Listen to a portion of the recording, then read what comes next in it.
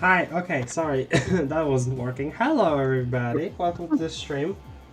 Hi. Hive Hello. swap thing. Hive swapping. Okay, like I said in the chat, if y'all didn't read it, that's fine. I'll just repeat myself. I basically didn't have to edit the schedule very much after some talks, and because of that I assumed in my head that it was already still like posted like online just publicly, and it wasn't. So Yeah, no, you just said it's a work in progress. yeah, I guess, but now we just confirmed that yes, the schedule is just still like that, but I just didn't post it before now, so I'm just apologizing for that.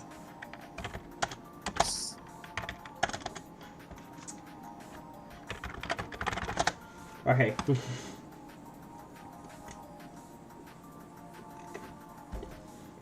Hello Ria, hello Izen. Oh yeah, Ria saying that it was like a craft jump scare because the notification just suddenly appeared where they were gonna click anyway. That's funny. Hello D. Oh, hi, okay, hi Ayama. First time I'm this already in a stream. Yay, nice. Also, Craft Beer beginning the stream on the same time as before. Wow, consistency for professional streamer. Don't get used to it. So sad that Deltarune isn't on Thursday. It could have been Deltarune tomorrow. It's gonna be Deltarune tomorrow. Didn't catch the third one, but it's okay.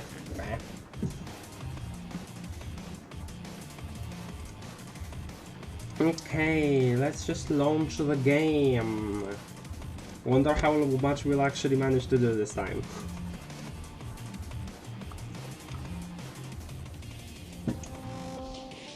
You're making sandwich again? Epic callback? Wow! Epico. Epico.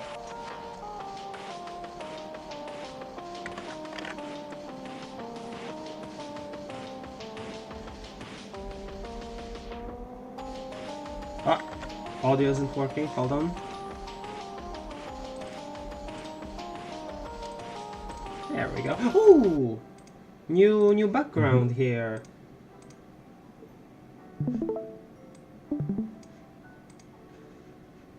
Oh, so pretty. Oh. This game's take on Alternia is so like, wow, it's so cool. Oh, Because we normally just see the hives in isolation, pretty much except like the city that Solox lives in. So this is just like so cool. Because yes, these look like the hives that we've been introduced to prior already, right? But like just the combination of all of them being together, you know, it's so suburbs. it's really cool.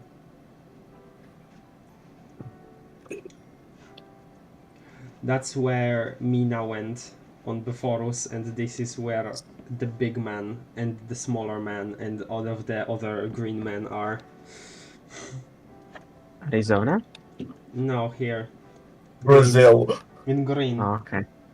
You know, if you think about That's it, Arizona. if you think about it, all of them are like around at this point in the timeline too. So you know what? I'm gonna cross my fingers and hope that they come into play with as like relevant figures at some point in this. You know, I kind of hope so. Because like we think of the Felt as like, oh, the Spade Slick fought them, so they're only in the future. No, they're just kind of immortal also. So they are around here too.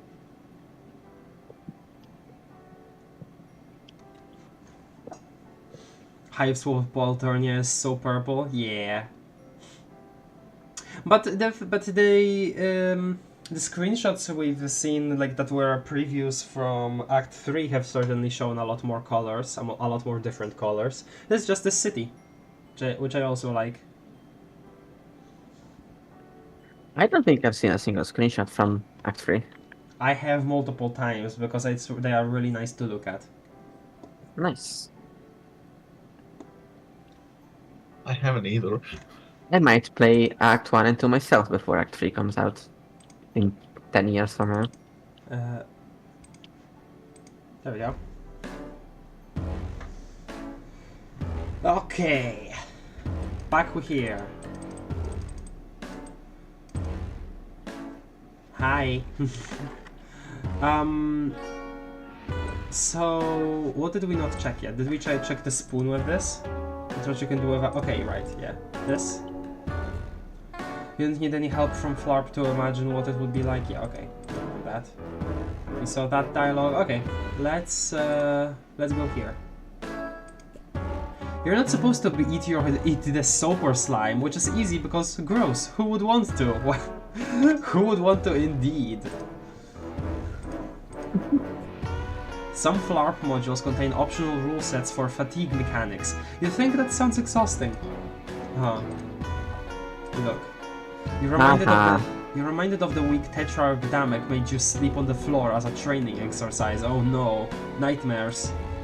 It was hard at first, and maybe he could have told you it was a training exercise beforehand instead of just saying sleep on the floor until I tell you otherwise, but it really toughened you up. Oh man. You can sleep anywhere now. The Tetrarch is always making sure you're prepared for anything. I guess, but he could have been more, like, clear about it still. You're correct on that. This really feels like Tavros and Vriska energies, except, like, light edition, you know? Tavros and Vriska light. One of the effects of the Soap or Slime in your Recoup Raccoon is to keep your devastating telekinetic powers in check while you're asleep. Otherwise, you might lightly jostle things in your room while dreaming. Oh, that's actually interesting. I guess if your powers were more, well, powerful, this would be a bigger deal. I think you're, like, underestimating yourself here. That's what this feels like. This is roughly around when you might normally be going to sleep, but the current circumstances, i.e. your imminent death if you don't escape, are not conducive to sleep. They are conducive to dying, though. Ah, right, because they're probably, like, your guys are probably gonna get tracked down because of that giant frickin' explosion. And all of the drones were just here also, so... Chandelier? Arena Stickball, god I love that! That is a wonderful small little bit of world building. Like, obviously, there has been a lot of different like little small bits of cool world building already, right? But that specifically, I love that because that already tells you everything you need to know about the sport. Because if you remember Table Stickball being the leprechaun's name for billiard, for pool, you know? I think that's just really, really cool. Has always been the only time you really feel like yourself. When you're out on the Velvet, your brawler defending you against the opposing prowlers and zappers, and I guess thinking about it too much makes you a little sad now. Reminisce. Looking at the dozer always helps you get to sleep, and looking at the snow globe always makes you nervous. You know it's not a real one, but still. A snow globe? Wait. Oh, wait, do they have different names for the pool balls? Is the completely white one the cue ball, the snow globe, and actually no, maybe not. Maybe it would be the 8-ball one, and the dozer would clearly be what, the 2 one, right? The blue one, the 2 one without the blue one without the stripe, probably. It would also make sense if it made him sleepy or help him relax because, you know, doze. And then that leprechaun. That's really cool, huh? I do wonder if the sport emerged like because of just sheer coincidence or if there was like some kind of backwards Green Moon influence somewhere along like somewhere on the timeline here. Sounds like a great way to electrocute yourself. You keep that in mind in case a less painful death seems unavoidable. What a daring dream to swing to swing in from your sports-themed chandelier and land on your bed, I guess. Oh, this is a pretty meager roleplay experience. You let the dream die. Okay. You attempt to wrench loose the chandelier with a devastating blast of telekinetic magic. You fail to succeed, but you do succeed to fail. Okay. Positives.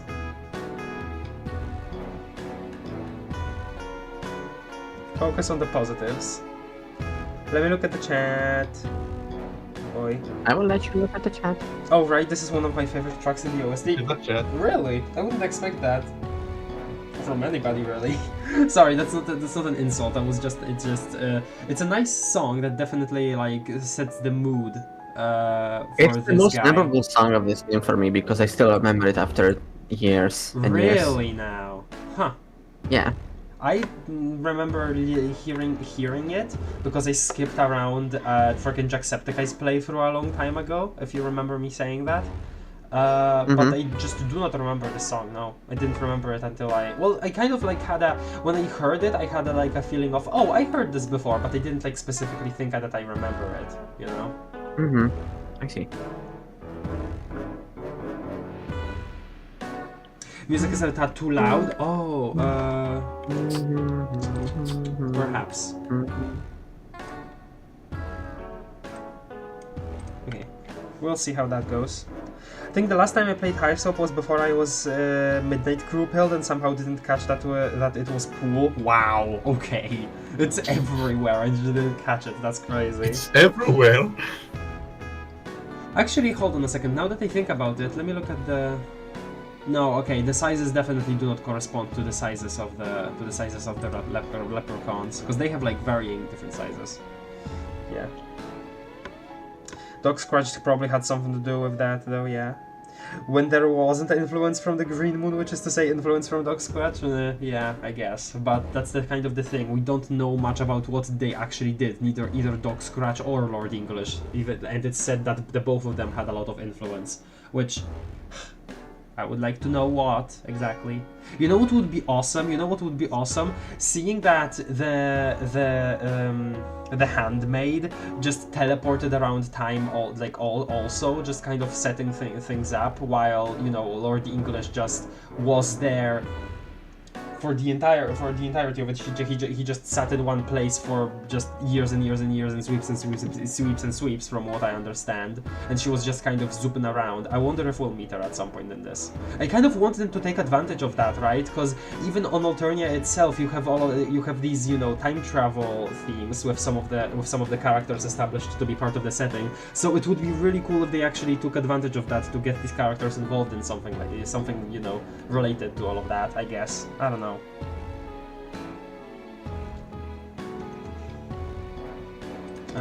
No.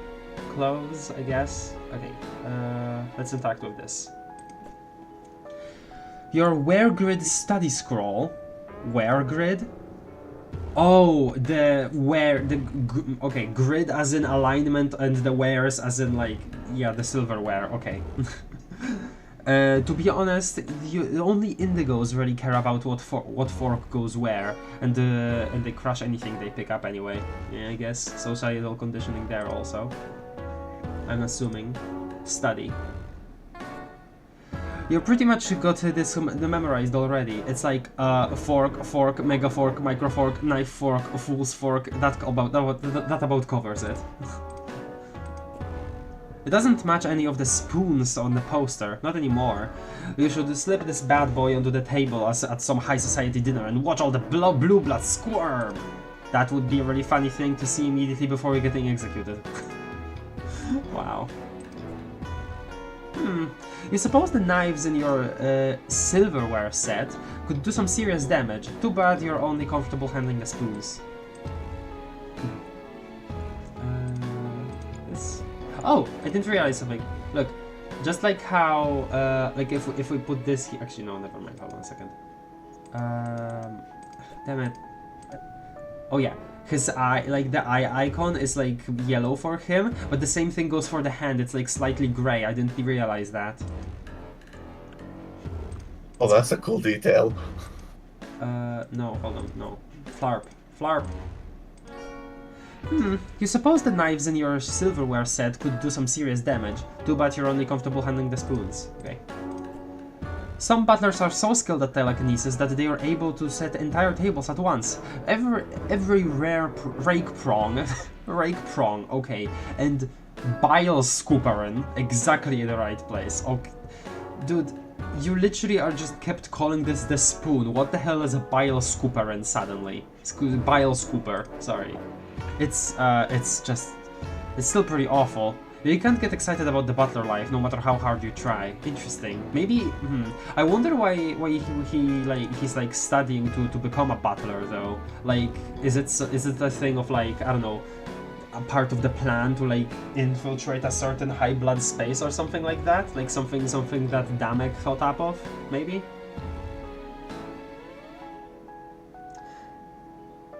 Hey Doc. Hello Andromeda Lartemisa, welcome to the stream. Playing this game for the first time. What's up, Doc? Okay, Ayama. Sure. The ceiling. You know, oh yeah. Speaking of this, there was this really interesting thing. Hold on. Reminisce. Looking at the dozer always helps you get to sleep, and looking at the snow globe always makes you nervous. You know that it's not a real one, but still. I really like this because it's like, you know, it references the actual leprechauns, but I'm assuming that which, you know, implies obviously that this sport even exists because of Green Moon influence in some way, but obviously they don't know of all of the leprechauns, but there's like some remnants of it. Like the dozer clearly refers to, you know, the 2-ball, which would be doze, which would be, you know, slowness, sleepiness, stuff like that, because of the leprechaun doze. I just thought that was really cool. I wanted to show you that dialogue. We done this. Okay, close. Oh hey, it's your arena stickball gear. You play Pusher. It brings back fond memories of your seasons playing in the Outglut Grub League. You're trying out the Thrash Thrust Junior League soon, but you're a little rusty. If you blow it, you could get cold. Between band practice with Tetrarch Damek, Revolution lectures from Tetrarch Damek, and battling practice, you mostly serve Tetrarch Damek, you really haven't had the time to need to practice. You need to practice. Oh man. Speaking of, there is your brand new butler uniform. It brings back less than fond memories of when you ordered it. Sweeps ago. Delivery to Rust Bloods like you is so slow. And hey, there is your Smash suit from when the Tetrarch helped you practice cool action movie stunts. Your memory from that time is a little hazy, actually. Okay. Wait, I just thought about this. This is 3 rugs in the same spot. Like, horizontal rug, vertical rug, and a square rug on top of both of them. Why?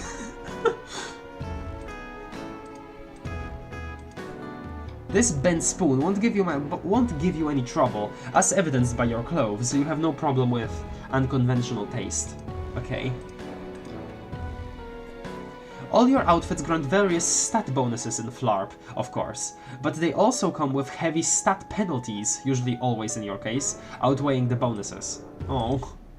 It's really interesting to think about how Flarp really is like some, like, at least most of that we've seen of it, there probably are like versions of it that don't rely so much on like your actual physical status, but like that's your outfit here that can influence like, your game. That's like, huh, not something imaginary, it's just kind of part of the game. You could lightly jostle your clothes on the hangers, but it doesn't sound like it'd be worth the nosebleed. Okay, huh. Oh, here's a snow globe. It's also, I'm assuming, a cue ball. You'll never forget the season your arena stickball team took 3rd place in the Outglob Grub League. Oh, this is a trophy. But just in case you do, this featureless white orb is here to remind you. So a white orb is for 3rd place. Huh. I wonder what the 2nd and 1st like rewards are then. That's, huh.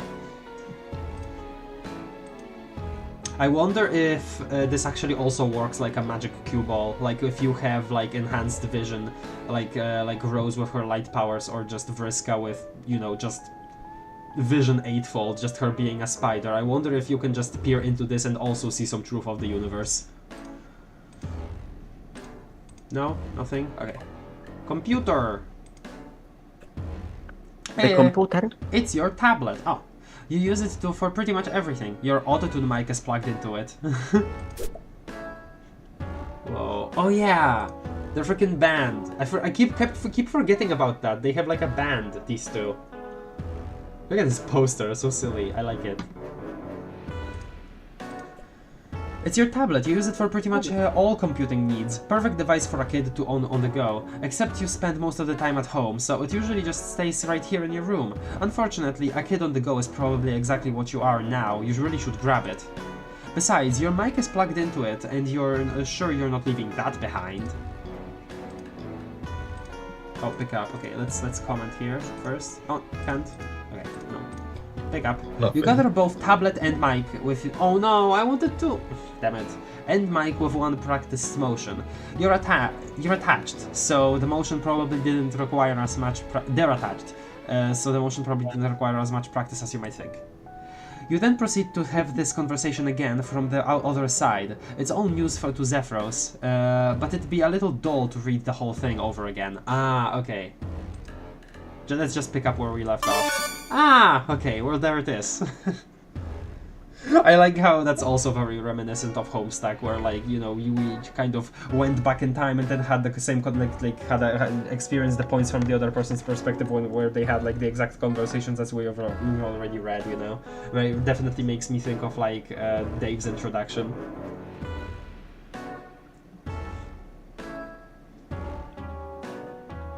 Rusty had Rust blood is rusty. Shup. Rug purposes. He's an iPad kid. I mean, you know, iPads can be useful. You can still do a lot of computer things on an iPad pretty well, especially if you have a keyboard attached to it, like Zephyros here has. The Grabbles, that was the name, yeah. I think being able to look into the cue ball also had to do with both people who did it being light players. Yeah, probably. Dave and his papa. I'm watching the stream on an iPad, lol. That's good. That's fine, then. That's fine. A lot of people tried to tell me that when I go to university there would be a lot of people with iPads, and while there are a bunch of people with iPads, there aren't as many as some people have told me that there were. I thought most people at uni had laptops, not iPads. Here it's well, sometimes laptops, yeah, but mostly tablets, various tablets. Huh. Do you want to say more alien things? I forgot his voice. I'm sorry. Oh, sorry. No. Do you want me to say more alien? Do you want me to say more alien things? No. I mean, I have no way to verify if those are true or not. Oh, send me a picture of you. I don't have any photos with me, and anyway, how could I get it to you? I'm trapped in here by that monster. Aren't you using the Tetrarch's tablet? Take the pics with that and exmit it over. Oh, yeah, transmit. Pics? Transmit? Pictures. Transmit. Okay, that's kind of a weird ask, Xerox, but I'll give it a shot. Here goes. Wow. Gorgeous. Oh yeah, you're definitely an alien. Or you have some strange collection of grotesque physical and mental diseases. Dude, okay. Either way, you need my help. Okay, that much is definitely true. I'm pretty sure I heard that monster scratching at the door. I was using one and I was seeing a good amount, but also a good amount of laptops as well. I definitely see way less like physical notebooks than I've seen in high school. I am still using physical notebooks though, even though I get lost in them a lot. Grandpa Facebook PFP. Yeah. He's probably hungry. Anyway, man, if you're an alien, we've gotta get you out of here. The Eris hates aliens. The Eris. Sigh. The what? The Eris. Oh, well, she's awful and controls everything, basically. I mean, I doubt she's ever met one. But to hear her talk, she hates aliens as much as she hates lowbloods. Which I guess you also are. You're practically a member of the Resistance already. XD. Okay, I'm gonna start reading that as XD. I'm not sure whether to be really confused or really concerned about you. Do you need help? One time when things got really bad with my brother, my babysitter took him to the doctor and it seemed to help. Oh. What's a brother? What's a babysitter? What's a doctor? What's a doctor? Doctor by Buzinkai from Homestuck Volume 4?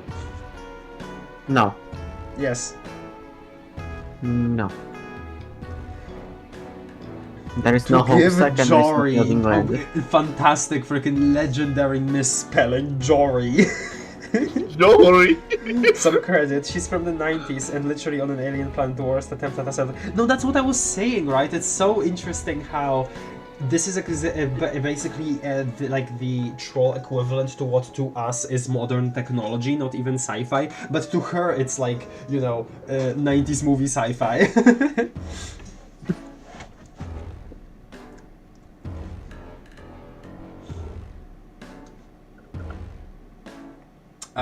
Which one, guys? All of them. I mean, I hope I can say all of them. I'm gonna ask what's a brother. What's a brother? Wow, you are so lucky. Joey, hey, Joey, I thought we established that you are like like ironic hatred of your brother stems from him being able to be whimsy and joyful all the time while you envy that ability. Okay, I thought we established that. Please appreciate your bro. Appreciate your bro. Okay, Miss Therapist. Okay. No, I'm not a therapist. That was literally a dialogue that we got. That is literally a piece of narration that we got. It was pretty hidden, but we got it. Okay. I really don't know. Sad. Okay, I'm definitely concerned. Being concerned is what friends do to you for each other. I've never had anyone but Tetrarchdamek be concerned about me before. XXD. Oh, that's just straight up XD but with his horns. Oh, jeez. I bet the other Tetrarchs will be extremely excited to hear there's an alien helping us now. Sure. Oh, other Tetrarchs. Okay, there's a title. Sure. But I'm sort of pretty focused on not being killed by the monster in the other room at the moment. That's kind of my main deal right now. I don't really have a lot of time for anything here. Anything else. Right, yeah, of course. XXD. I'll help you. The Tetrarch too, because, well, I think... Okay, I hope this is also helping him somehow. Which reminds me, we really shouldn't be talking like this. Like what? Tetrarchdamek says we always have to assume our communications are being monitored. Right, and you just sent a freaking selfie of like the human person. This is exactly the kind of conversation I shouldn't be having. Oh man, I better hurry up and get over there. On my way now. Please don't message me anymore. It's dangerous. BRB. In person, I mean. Smile. Smile. Smile. Interesting headphones also. And also, that's a funny mouse. I like that mouse. Oh, that's a silly mouse. The Grubbles. The Grubbles. Oh, sorry. The Grubbles. If you're back, we want trouble. To resist throwing fists while you sift through the rubble. Okay, that's pretty good. That's pretty dope. It's sort of hard to spit. It's pretty hard to spit your quasi-revolutionary rhymes with any real fire while dressed in your butler uniforms, though. That was just the theme of the album, I guess. It's fine. Damek says you're subversively transforming the rags of your oppression into the fatigues of the revolutionary, though through your jams, but you're kind of worried your performance will be drowned out by sarcastic orders to polish the silver. Okay. Oh yeah, so we got this now. Further conversation will put you and the Joey Alien at even greater risk. Wow, you shouldn't even be thinking about stuff with the psychics the heiress has on her command. Oh, that's interesting. Something to keep in mind, I guess. It's probably better to maintain radio silence for now. We've got a microphone now. All that's missing is some batteries. Well, and your band leader, and some fans, and some better songs, honestly, and a means of monetizing your band, which, if you're being frank, could also use some polish. Brand. This bent spoon would be a perfect element to incorporate into your rebellious servant class aesthetic. Wow. It makes you blush to think about, but your Flarp character was going to be in a band, too. One with 2 Dameks. Huh? What? The tiny rips your measly powers can actually produce would complement your anarchic aesthetic without sacrificing readability. Okay. Oh wait, can we switch between them now? Or... Oh, I guess so, yeah. Just freely. You can. We have to do that quite yet. Oh, we can't actually go outside anymore. Microphone? Band practice with Tetrarchidamic has significantly reduced your time for battler training. Maybe you'd actually have a better shot of getting on the show if you didn't use the mic Tetrarchidamic made. You couldn't do that to him though. Like, he would physically prevent you from doing that. He can be pretty forceful. Oh. You're still working on your set list. Okay. If you get in near the soap or slime, it might get ruined. Oh, if you get it. Yeah. You haven't had as much time to practice since Damek got you to join the Grubbles, or since he got you to join his rebellion. But hey, it's important to support your friend's interests. I guess that the Tetrarchidamic isn't really into arena stickball. Ah, now's probably not the time to get dressed for performance, which is to say, you really don't feel like putting on your butler uniform. Okay. Oh, this is a separate thing. Every lowblood who ever picked up a mic dreams of competing on Slam or Get Cold. The winner leaves their unhappy life behind for fame, fortune, and the love of millions. The losers leave their unhappy lives behind for relatively certain death. God, the fact that that just kind of is a thing that exists, that's really sad. Relatively certain, though. Yeah. Maybe you'd actually have a better shot of getting on the show if you didn't use the mic Damek made. You couldn't do that to him, though. Okay. That's the show they were talking about before. This Slam or Get Cold poster does kinda look like someone is about to take a big bite of Grub Flex. Okay. We're not sure which of these fantasies is more unrealistic. Oh, Flarp or getting on the show. Damn. Powerful psychic lowbloods sometimes use their abilities to spice up their stage presence, something you've been unable to do with any degree of success. It doesn't really get the crowd on their feet to bend a spoon with your mind and then pass out. Aww. Okay, let's leave.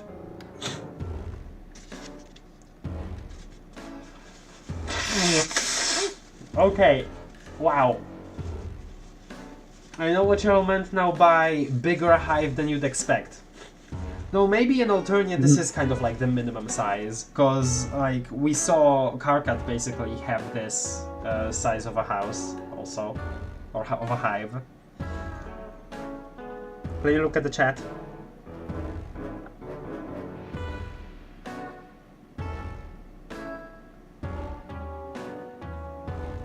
This is truly a Terezi I'm 6 moment, yeah. Doc says, I'm guessing this is just trolls having a different word for doctor, but for some reason my brain immediately went to low blood the conditions are so poor they don't even know what doctors are, yeah. Okay, well, she's a child and lives pretty much alone with him, so I get it. Okay, yeah, that too, yes. Hello, Fullbound. Tetcher 4, Arc Ruler is a title indeed, yeah, okay. Could have seen that coming. Today is Cascade Day on the communal Homestuck reread, so and I'm pumped. Wait, communal? What do you mean communal Homestuck reread? What is that? The Grubbles are actually peak. Frondly Warning and Broom Temperature are the best. Oh, the songs from the actual album that's named the Grubbles. That's right, I forgot that was a thing. Right, the place Joey's at was higher ranking in my mental OST list. Again, really fancy high for someone dead bottom on the hemo spectrum. Yes.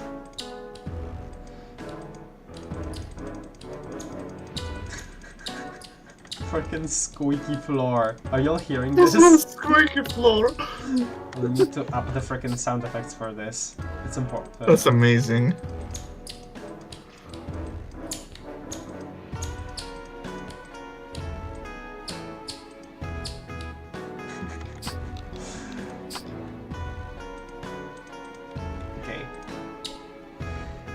It's just your faithful old scoundrel, which you haven't bothered draining recently. Inside of it, resi fluid and the floor filth coalesce to make a repugnant grey sludge.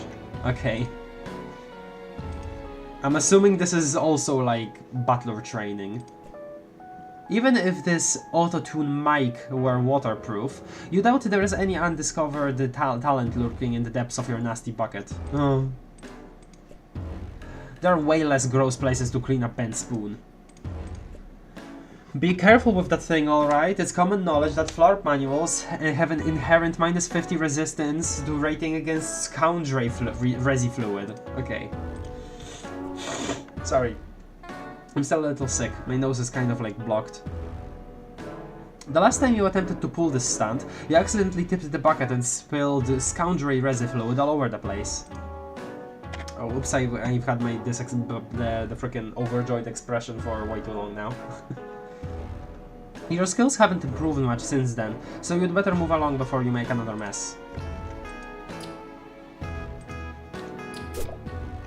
Oh! Oh, that's his losses! Oh, that's fun! Oh, it's a sloth! Oh, I love that! Aww. You kind of wish you could live somewhere with more trees and maybe then he'd be less asleep always? Like most things in your life though, you didn't really have much say in the matter, yeah. A freaking daredevil? Okay, he was a daredevil. Tetrarch Damek had you act out scenes from some of your favorite action movies, oh! Which just so happened to be his favorite action movies too. You're lucky to have a Moirail who really pushes you. Okay, Moirails. Interesting.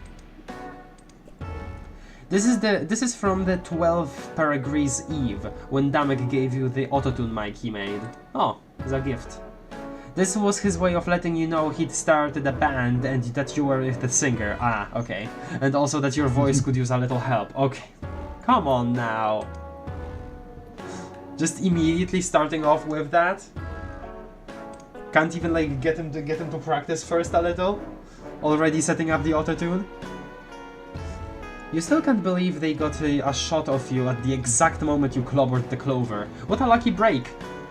Okay, first of all, lucky break. Second, clover, because, you know, the thing. So that's interesting. So they call the blue ball the dozer, right? Which is just doze but at the end, and then you have clover.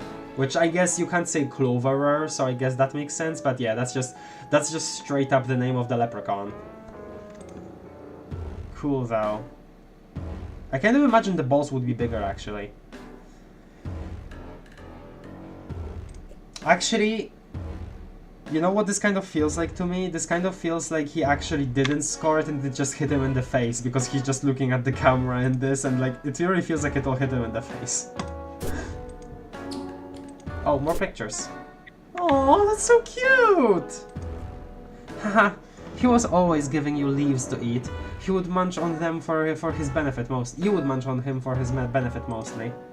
Come to think of it though, you have always been pretty strong. Could those bitter leaves you gnawed on as a regular have something to do with that? I don't know. I mean, you seem to be pretty physically active, all things considered, so... When you were just a little wiggler, curling up with your lusus, you made you feel safe when the world seems scary, which it was often. Oh. Man, these are such pretty pictures. Jeez, come to think of it, the two of you haven't played on the tree in a long time. Maybe that's why he's been so lazy. Well, at least it looks like the two of you will both be getting some exercise in the immediate future. Right, because you plan to escape. Your house. Your hive, sorry. House. House.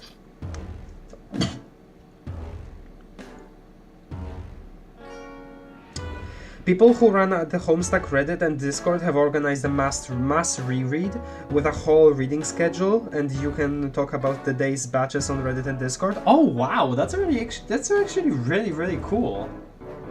I haven't heard of that at all before. What the hell? That's just I don't know if that's I don't know if what the hell is an appropriate reaction. I'm just saying it's a really cool. No, that's a surprise. What the hell is what I mean. Okay. Burp. Sorry, that was my bad. in a good way. Yeah. Yeah. Oh my goodness gracious. Oh my goodness gracious, yeah, okay. Also appropriate Oh reaction, my then, goodness. I guess. Now this is squeaky clean. Now we need all of AGHHHH to Twitter to read it. I feel like a lot of people have, it's just that they don't like a lot of people just don't remember a lot of the details, which leads to, you know, conflicts over, I guess, characterization or whether something is true in the comic or not. It's, you know, always better to try to calmly explain something instead of asserting your dominance by saying you remember something better than another person. But I know that it can be a little infuriating when people say that freaking, I don't know. I'm not even gonna give an example. Sloth loses heart. Sloth. A sloth, eh? Sloths are slow. Pages take a long time to reaching their potential. Possible connection? I don't know. Maybe? Were there any connections to, like, the mythological roles of the trolls and the Luci? I don't think there were. I don't think I've, like, seen anybody talk about it, at least. I haven't noticed myself either. Hello, Betty. Can't watch now, but wanted to pop in and say hi. Sorry, that's Ion. Bye-bye. Bye-bye, Betty. Lucky break? Yup. Oh, a page. I like pages. I'm a page. I think classes can be vague. Okay. I think classes can be vague. Well, I don't think it's been confirmed by anything, but there's definitely, the personality seems there, and also in his, like, very introduction, the word page, when referring to this, was, like, capitalized, similarly to how, the kids, the alpha kids specifically, I think, like, mythological roles were teased in their very introduction, like how, you know, Roxy being introduced, it both mentioned Void and a roguish demeanor, both of those being in caps. So I think it's pretty safe to say that, yeah, I think Page. Which would also mean Page of Rage, considering the sign.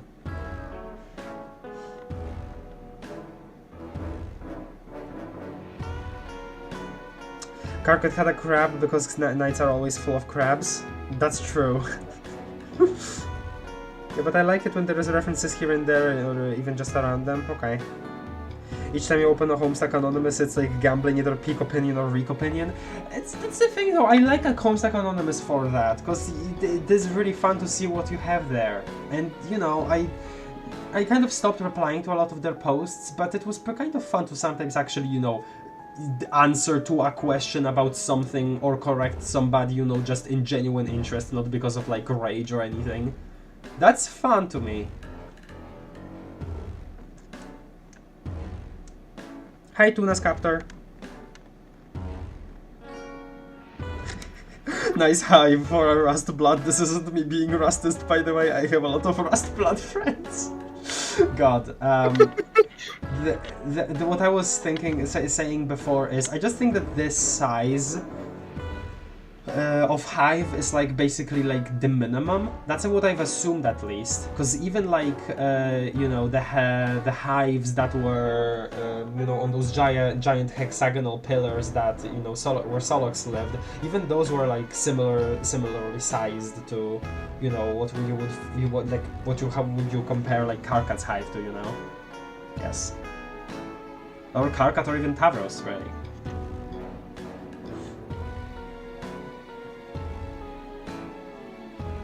Cleaning supplies, the noble instruments of your future career, you guess. It kind of depresses you to keep them anywhere you like to have fun, so you just dump them at the end of the hallway. Yeah, he definitely uses this hallway for butler training. Just looking at your cleaning supplies dredges up your emotion to inspire you to sing an impressively angsty power ballad. But your auto-tune mic's current battery situation won't allow it. Wait, so is that what we have the E-cell batteries for? How... if that is the case, it is really, it is like, if that just implies that freaking like Alternia batteries and Earth batteries are just the exact same and they just work for each other's machines, which would be funny. Cleaning supplies. Sorry. Are mostly meant to be used on things that don't go in your mouth. Okay. Your Flarp manual really has no place among the cleaning supplies. Okay, well that's just... Ideally, you'd be able to kick back in an easy chair while using the power of your mind to get these cleaning supplies sweeping and scrubbing on your behalf, but you couldn't telekinesis your way out of a wet chitine sack. Chitine? Is that how you say that? Not sure. Freaking squeaky. I have no idea what the that squeaky means. floor kills me, dude. Kill. The Tetchwork plays lead drums when you guys perform. You didn't know that lead drums were a thing until Damek told you he was playing them, and that you were in a band with him.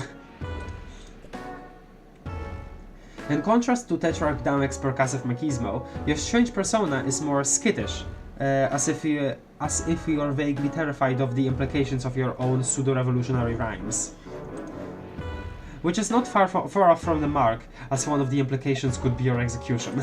Yeah. This image was always on the frickin' Hiveswap quiz website, like as an ad for, hey, Hiveswap Act 2 is out. This was a great night. Damek insisted you have half of the flavor disc. Your Lusus took this picture, a delightful trick he has never repeated. Damn. Pretty good picture for like us just basically an animal taking it. Well, an animal with like probably higher intelligence than the average animal on Earth, but still. Cool. You guys have a lot of fun in the studio, as evidenced by this candid selfie Tetrarch Damek told you to take. God. So it does feel like he can have fun with him, but it's like it definitely feels like there is a lot of also moments where he just kind of feels forced to do absolutely everything that like Damek tells him to do. He's playing Pusher. He's so cute in that freaking outfit. Look at you, so carefree. You wish you were gearing up to play right now. Cool. Interesting borders of the stadium. Huh. What's this? Strange stuff in the background here. You were so excited to show him that branch. He ate all the leaves in one very slow bite, and you were left with a pretty decent hive-made Cubat.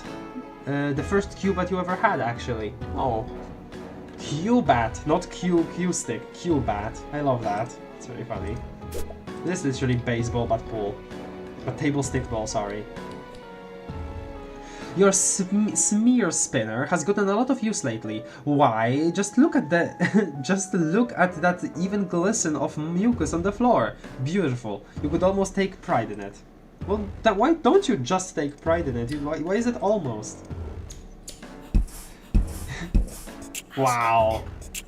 Wow, impressive. I'm so impressed. That was amazing. That was amazing. That was incredible, Zephyros. You lay down some verse about how the smear spinner keeps everything shiny and smooth, but it also impedes mobility.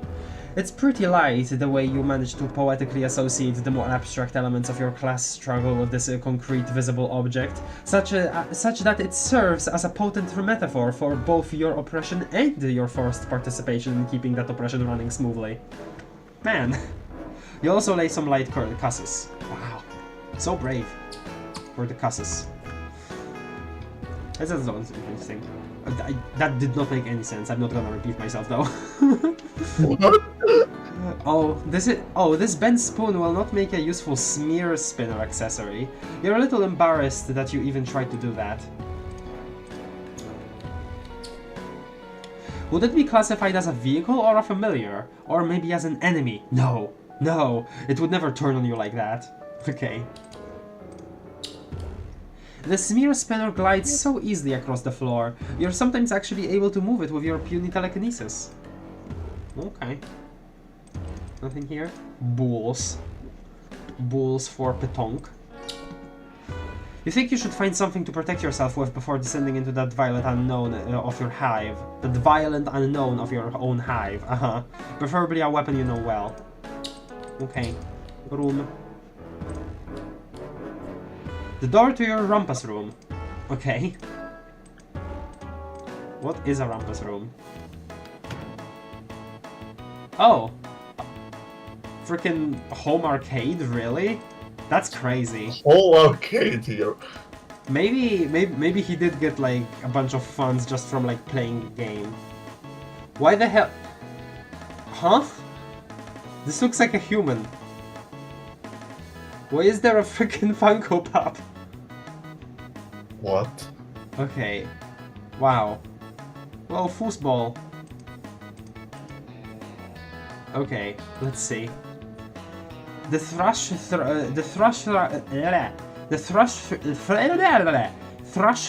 snow globes are the best team to ever play the sport of lords. Ooh, sport of lords, you say? Interesting. And that is simply all there is to say on the matter. Playing for them is your dream. Was, you guess? Oh, he's already giving up all of his dreams. He's on the run. You sing Fission Division, the new Snow Globes fight song. The central conceit is mostly based around the fact that the team shares its name with the 8-ball, which contains a nuclear device that will detonate after a certain amount of time has passed. Does every 8-ball in every arena stickball game have that inside? What the hell? Okay. There's no way you'll be able to eat the whole pennant. Not with a bent spoon anyway. Okay, so you were considering it otherwise. You consider draping yourself in your team pennant for additional armor, but consult your FLARP manual first. It suggests that maybe a brightly colored flag waving merrily in the breeze is not the ideal accessory for a hasty escape. Okay. Oh wow, did you see that? It waved! You're pretty sure you just made it wave. Wow, okay, awesome. Hell yeah. Okay, what the hell is this? You've taken some pretty good thumps into the knuckbone in your day. The pusher is the only player allowed to score, so they're prime targets for the opposing defense. That helmet's so worn that it's basically worthless, except for its sentimental value, which is still pretty low. Okay. Why the glasses on the frickin' mannequin head though? You can't think of a good rhyme for helmet. Smell it? Hellscent? Velvet? Nope, those are all mostly weak assonance. Not really a great rock to build a church of rhymes on. Church of rhymes. Maybe this thing wouldn't have worn out so fast if you'd cut the horn holes beforehand instead of just shoving your horns through. Okay. Yeah, right. That's how Zultan Madzos did it, and you just had to follow in his horn shoves. Sorry, the freaking new words. Oh yeah, sorry. Let's see. The defensive stats of a dilapidated helmet are... Wow, this thing would actually lower your defense due to the high probability of destroyed helmet shrapnel going straight into your think pan. Okay. Pusher helmets traditionally leave the forehead unprotected in order to facilitate your psychic powers. They also facilitate the high probability of your death, so yeah, there is that. Oh, interesting. So, do I guess most Rust Bloods need to have their forehead exposed for the powers to work? Huh. Interesting. But these figurines.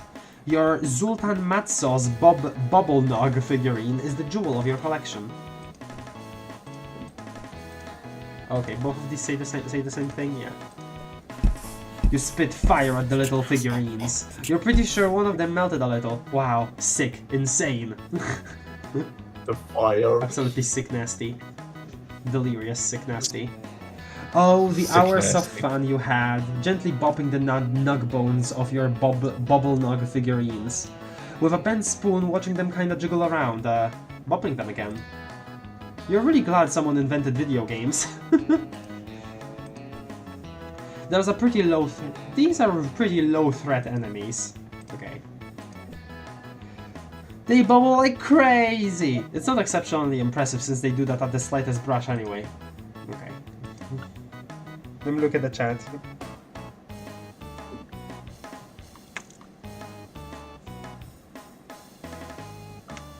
Solatrus was basically an apartment building with more people living there, if I'm not mistaken. No, yeah, but I'm talking about the general size of, you know, his own place.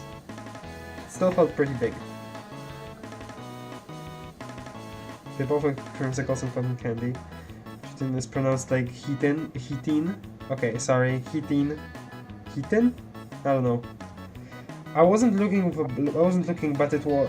But if it was chitin. Oh, really? Chitin. Okay.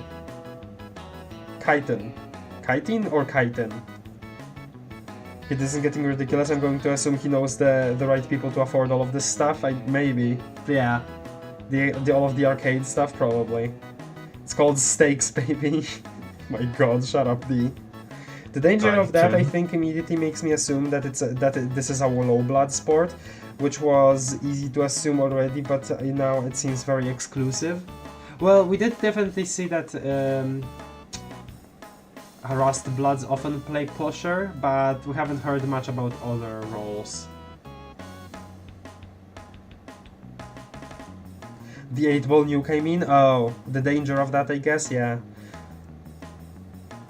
So it made mention of sacred powers. Yeah, this is a low blood sport. I'm highly silly for thinking it was any sort of revelation. No, but they already before said that in the thing of like Rust Bloods are often made to play pusher, especially since they die easily on the frickin' arena, and people don't care about the death of Rust Bloods. Like there was that whole dialogue. So yeah. Based on Zephyrus' Hive, I'm assuming Alternia operates in a way where the average quality of life for low bloods isn't actually that bad, it's just that they have a high likelihood to just die.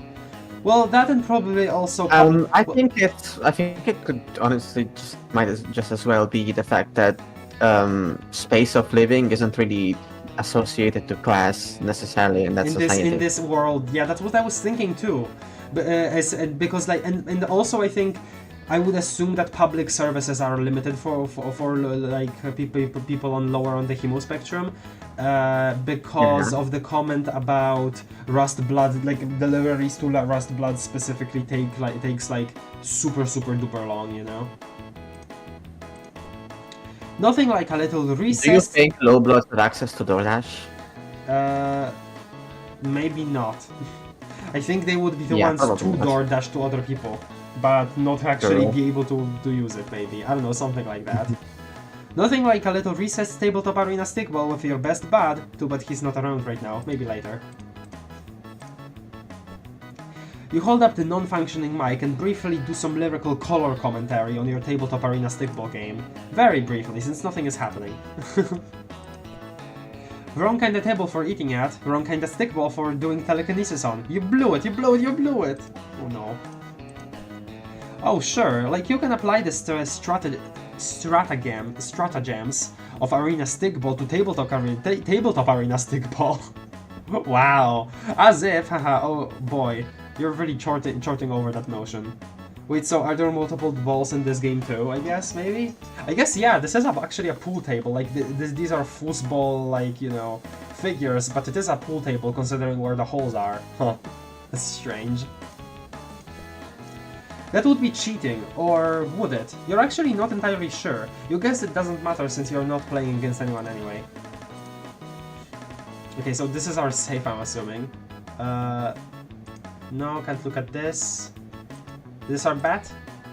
This is your Q-bat, your most prized piece of arena stickball equipment. Better bring this with you. No, the Q-bat rack is for storing the instruments of your other failed dream. Okay. No doubt about it, packing one of these bad boys would increase your blunt force offensive rating by a whole 15 points. If only there were something in here about how to get it loose. You wedge the bent spoon in between the hilt and the wall and... Oh, okay, it was a... I didn't even realize it was stuck. Okay, I should have actually... Blah. Yes, you got the Q-bat. This thing packs a wallop, especially when the tip is chalked and it's carried by you. Oh man, I wish I could have... Okay, whatever. That's your Q, geared up. Got an achievement. Oh yeah, I didn't actually do this. both of these mouth-centric tools are broken. Both of them, neither works. Hey, aren't you supposed to be saving someone's life right about now? Or were you the one being saved? You can't precisely remember, but you rest assured that the confusion will last only for the duration of your attempt to use these items together. Okay. The Espia Crooner class is extremely difficult at the lower levels, and well, at all levels really. It's a stealth and singing class, not a particularly harmonious pairing. Okay. You could power the mic with your psychic powers, except for the fact that you're telekinetic, not electrokinetic. You don't know what the word for someone who controls electricity with their mind is, because that is fake and obviously not a real thing that anyone can do. Okay. You're not a lot better with the Cubot than you are with the mic, even when the mic is working. Man, let's say that. Damek made this for you. The battery ran out though. Not much you can do about it right now, but you can't. But you don't dare leave it behind. Well, since we have a new thing here, let's interact. Yeah, you've gone down that road before. You used to have a lot more of these. Oh no, you broke them? This thing's too worn out to protect anything, and you don't really feel like carrying around a keepsake for all of the times things were trying to hurt you. Still, you think you'll stop short of actually smashing it to pieces with your Cubat. As an instrument, it lacks the precision necessary for operations at the scale. Okay. The Thrush Thrust Snow Globes are the best team ever, period. The worst thing about being on the run is your chances of playing for them one day are basically zero now. Sad. Your splay sack, a chair bag filled with soap or slime. Oh boy. Proximity to the slime helps you relax without actually making you fall asleep like your Cooper Raccoon does. Oh, interesting. Some trolls actually eat soap or slime, which helps them be really stupid. Wow, incredible. The stupid slime. You lay down a splay sack diss track. It is pretty devastating. You really dig deep. You really dig into a bunch of personal stuff that would normally be off the table, just totally pulling no punches. You're pretty sure your friendship with the splay sack is never coming back from this, and you don't even care. Wow, so tough.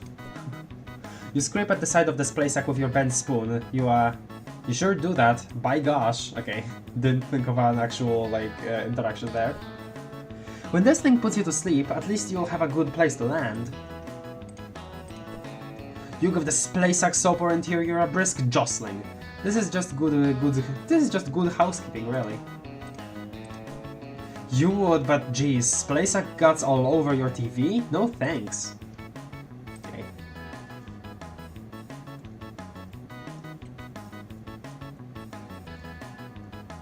Vriska and Equus could afford to have been bigger and more elaborate hives because they were higher on the hemospectrum, so I don't know. Again, my assumption.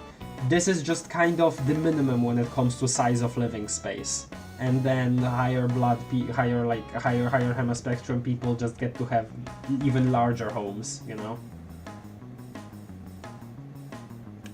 Well, actually, Zephyros mentioned other tetrarchs. Maybe one of them is just in good status and they all pitch in. Well, that and also maybe it's just like also sports success. I don't know, something about that.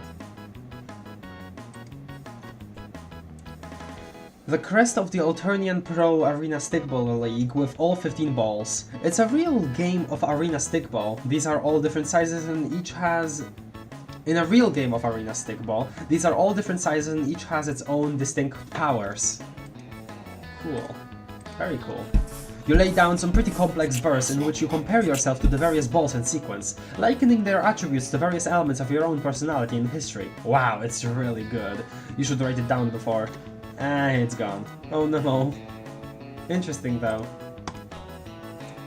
You look into the concave side of the bent spoon, hoping the distorted reflection of the stickball crest will allow you to escape your preconceptions and see the game in a whole new way, just completely destroying everyone with your sick lateral thinking and non-traditional playstyle.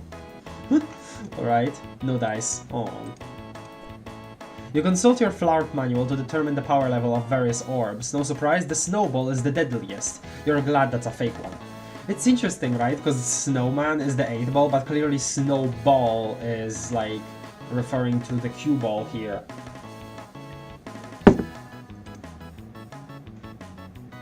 Actually, hold on a second, wait, what? No surprise the snowball is the deadliest, you're glad that's a fake one? Oh, like on this. Actually, wait, where would that be? No, so it is the 8 ball then, because there isn't a cue ball on this. So is this the snowball or is this the snowball? Okay, I guess the 8 ball is the snowball after all. The balls are all set in there pretty firmly. You could maybe wobble the whole thing off the wall, but you really don't want to break it. Also, you're really unsure about your ability to wobble it off the wall, and that would be an embarrassing thing to fail at. Arena Stickball is really the only place where Rustbloods like you get to shine. It's certainly the only place where an Indigo would risk their neck to defend you. The brawler on your team is actually a pretty decent guy, all things considered, but Damek doesn't really like you talking up to him. So we got an Indigo Blood on his team. So yeah, that's a thing. It's not just a low blood thing then. Actually, I did take a screenshot. Okay, interesting. Gaming. They release a new Arena Stickball game grab like 6 times a sweep. So yeah, 1 time a year. New FIFA game, 1 time a year. And every time you buy it, you're like a sucker and act surprised, but nothing's different. It's like, what are they gonna do? Change the rules? Wow. Oh yeah, I didn't use the chill thing on this. Sometimes when you're tired, you just kind of chill out here in your splay sack for a few hours instead of going to sleep in your Raccoon. Sometimes when you do that, you think about your life and the decisions you've made, and and how much of a choice you ever really had about a lot of things. You try not to dwell on stuff like that though. Well, maybe you should, considering you're making, you know, revolutionary rap and stuff. I don't know. Play? Nah, you're pretty busy right now. Only chumps play video games when they have obligations they should be tending to. Wow. Preaching to the crowd. You have to crack open the controller to sync them, and it's pretty gross. Puss gets everywhere? Puss? Huh? Huh? That sounds like a good way to ruin the controller or unruin the spoon, and you're unwilling to do either. Okay. You need a fresh game grab to flarp. Also, you need someone else to play with. Short on both counts, idiot. Huh. Interesting. So it's something you need to insert a flarp into. Okay, huh. Manipulating the buttons and sticks is a really great training exercise for the precision telekinesis. Unfortunately, the best you can currently manage is to lift the controller and then drop it. So you're kind of shining a turd here. Okay. Oh yeah, you've broken controls before in wild fits of frustration before. Oh, or maybe you should say frustration. Okay. No, you really shouldn't. Frustration. Paused right at the height of exciting sport. Wow. Look at this person. What are all of these little... Oh, yeah, they're probably like high in the air. That's why there are like all of these little silhouettes. Your mic can't interface with your TV, especially when your mic doesn't even have any batteries. The player on the pause screen is unimpressed by your bed spoon. Wow, you've been big leagued by a static image. It will take sweeps to recover from this hit to your rep. Wow. You don't flarp with a TV, you flarp with a game grab. Also, you don't flarp at all by yourself, or even your best friend is or when your best friend is in peril. Are we already treating Joey as a best friend? Alright, cool. Whoa, you're pretty sure you just made the screen flicker. You were blinking, but you're pretty sure. Sometimes you just notice things. With the semi-trained eye of an aspiring professional, you coldly evaluate the form of the player on the screen. It's pretty much perfect. He swings his cue bat like he was born to do it, which, according to the rigors of your incredibly strict caste system, he basically was. Okay, what about this thing? Just look. It's your sports vault, just a huge heavy vault themed with sports, arena stickball specifically, and obviously. It's on the only place in the hive you can store food in for your Lusus. He's so strong he could easily break into any other hiding place. It has a special telekinesis-based interface, and tends to wear you out a little, and the combination is pretty hard to remember. Oh, huh. It's like, so you need to like play a game, I guess. You drop some rebellious anti-establishment rhymes about vaults and your Lusus, and some other half-formed concepts about the caste system. It's pretty solid, but the vault is having none of it.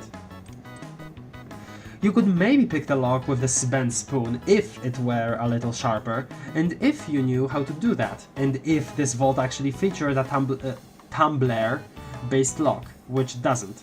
You have a feeling you're bending up at the wrong spoon on this one. Okay. Picking this lock is way above your challenge rating. You should probably put your mind to figuring out another way to open it. Oh, okay, so I actually use the telekinesis. Wow. Wow. Wow, wow. Evil crab. Oh no, it chases him. Uh-oh, uh-oh. Oh, game over. Oh. You are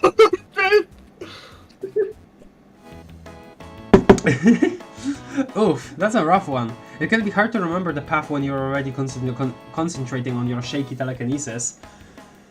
It helps if you have some kind of guide on hand. You've got just the thing, but you don't think it's in this room. Oh. Your cubit is way too big for the precise, delicate intellectual sports maneuvers necessary to solve the sports vault locking mechanism. Yeah, try thinking before you act. Oh, what's this? Oh, never mind. It's just the vault again. Okay, quite the room. Rampus room.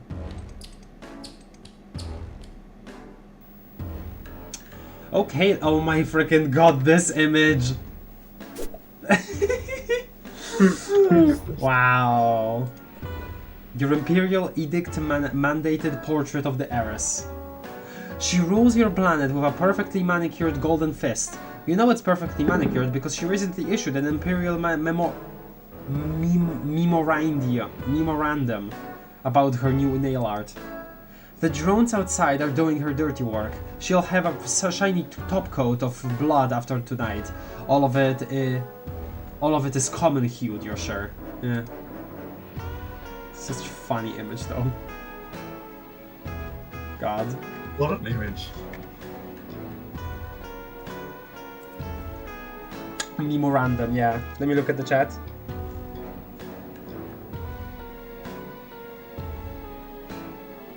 Getting slime on his TV is all stopping Zephyros from bashing the display sack. Damn, really showing some rage here. Okay. See, I remember now. Okay. If the heiress ever heard your revolutionary music, you'd be cold within the hour. Okay. Maybe that's what's going on right now? You doubt it. You're basically completely unknown outside of Outglut. Outglut? Is that the name of the place? The heiress has probably... Actually, here is something to think about. She rules the planet with a golden fist. Interesting thing to say, considering from what we know, the Condes is like after anybody that is born with fuchsia blood, right? Like whenever somebody is born with fuchsia blood, don't they get assassinated? Wasn't that established in Fari's introduction? I'm pretty sure. I think there's something like that, yeah. Is she just a good enough lapdog for the Condes for her to just not mind? I don't know. The heiress has probably never seen silverware before. Not that this is a real silver. She only eats off the gold plates that she throws away after a single use. Well, that's not really fair. She doesn't throw them away, obviously. She has servants to do that for her, along with everything else. Oh yeah. You can't imagine the heiress playing Flarp unless she got to play as a super high-level character with an exclusive class and everyone else had to lose on purpose while shrieking about how great she is. Exclusive class, you say? Actually, don't think I remember like combining the Q-bat with anything. You're a lot better with the Q-bat, okay. Unlike spoons, Q-bats are really difficult to bend with my parapsychic powers, otherwise it'd be really easy to sabotage rival pushers. Okay. Hey, maybe your Flarp manual has some tips to improve your martial prowess with your Q-bat. Let's see, melee weapons, apply your mox points to pulch stat, like pulchritude, to your whammo adjuster. Okay, so that's 3 plus 3 minus... No, wait, maybe your Q-bat is actually an improvised melee weapon? So instead you want to divide your yes-and ratio by your swings reserve and add your number to current accessible sky-high slots, expending 1 slot for each level of... Oh, dang it. You guess the Q-bat probably had...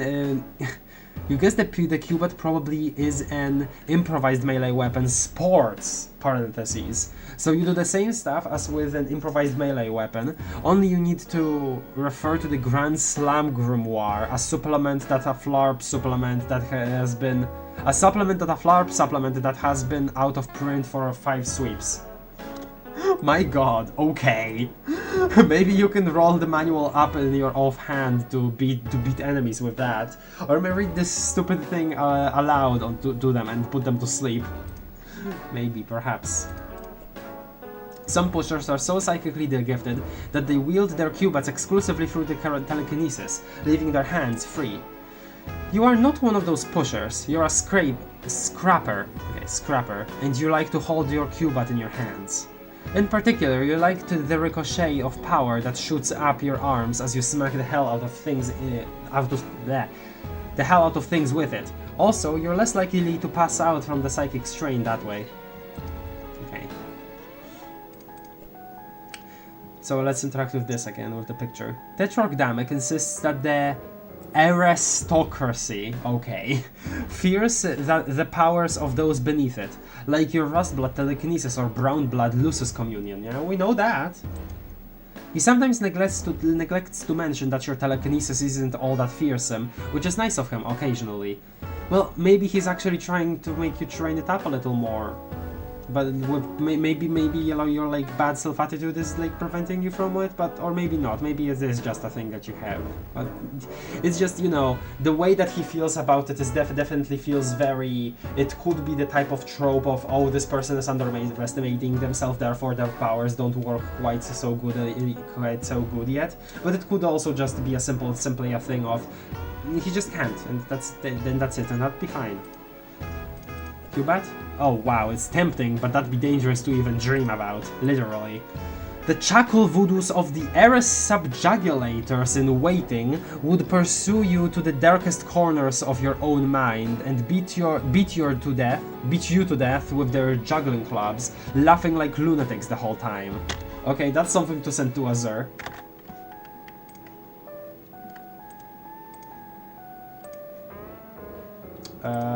Let me actually do that right now. Live on stream?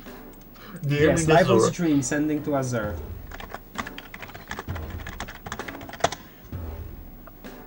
You know what? We should do an Azure DM stream at some time. Azure DM stream? The DMM to play Rain Meadow. Sure. Well, actually, you should leave any me for that. Azure already asked me like twice, and I said, yeah, at some point. Oh. Okay, there we go.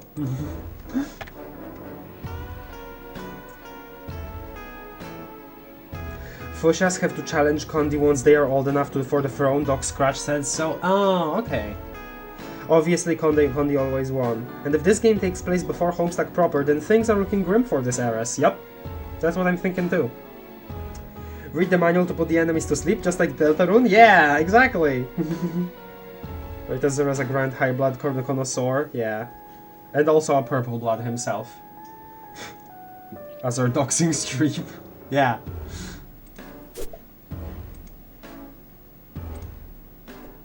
You'll subscribe to a wide variety of hip periodicals, Arena Stickball Illustrated, Grabs, diurnally. What? Those are actually the only titles you know. The rest always incorporate the magazine's name on the cover into some sick graphic design to the point that you can't actually tell what the name is. This one with the graffiti of a muscle beast throwing up is usually about movies though. Wow, okay. Is that supposed to be like, you know, some kind of, muscle, sweet bro, like frickin', being like, oh, this movie sucks, guys, don't watch it, like, a masculine man reviewing movies. That's the dream, man. Get yourself on the cover of one of these babies. Preferably not telekinesis nobodies, though. Frankly, you're not even sure why you subscribed to that one. Telekinesis nobodies? That's a frickin' magazine? Bent spoons are in! Or rather, a single bent spoon is in. It is in your Soladex. Lovely, lovely, lovely. The page is in! It's Your in! Your FLARP manual does have some information about magazines, but they're kind with bullets. Or they're kind with bullets, sorry. You don't have any of those around unless Tetrarch Damek has hidden secret ammo caches throughout your hive again without telling you. Correction, you probably have thousands of those around. How? You'd probably end up just accidentally ripping the covers off, which would destroy the value of to the collectors. Okay, so reselling guy. The latest issue of Arena Stickball Illustrated has a big expose on chalking your Cubat. They're claiming it doesn't really do anything to enhance your performance? You're more than a little disappointed to see this once prod publication resort to preposterous lies to grab attention. Everyone knows that Cubat chalk is the pulsing lifeblood of the sport of lords. It's really interesting that it's called the sport of lords. Like, we know why, but it's like, wow, what a subtitle, right?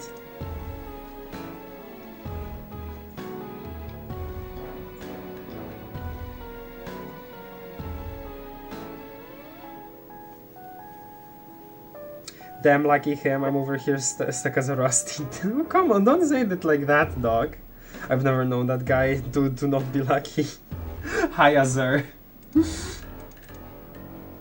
Honestly, if you didn't get like all of the dialogue in this game, I honestly sincerely recommend you check out what you've missed of the stream later, because there has been some really interesting like dialogue about Arena Stickball, which has some also implications about the leprechauns, which I really liked.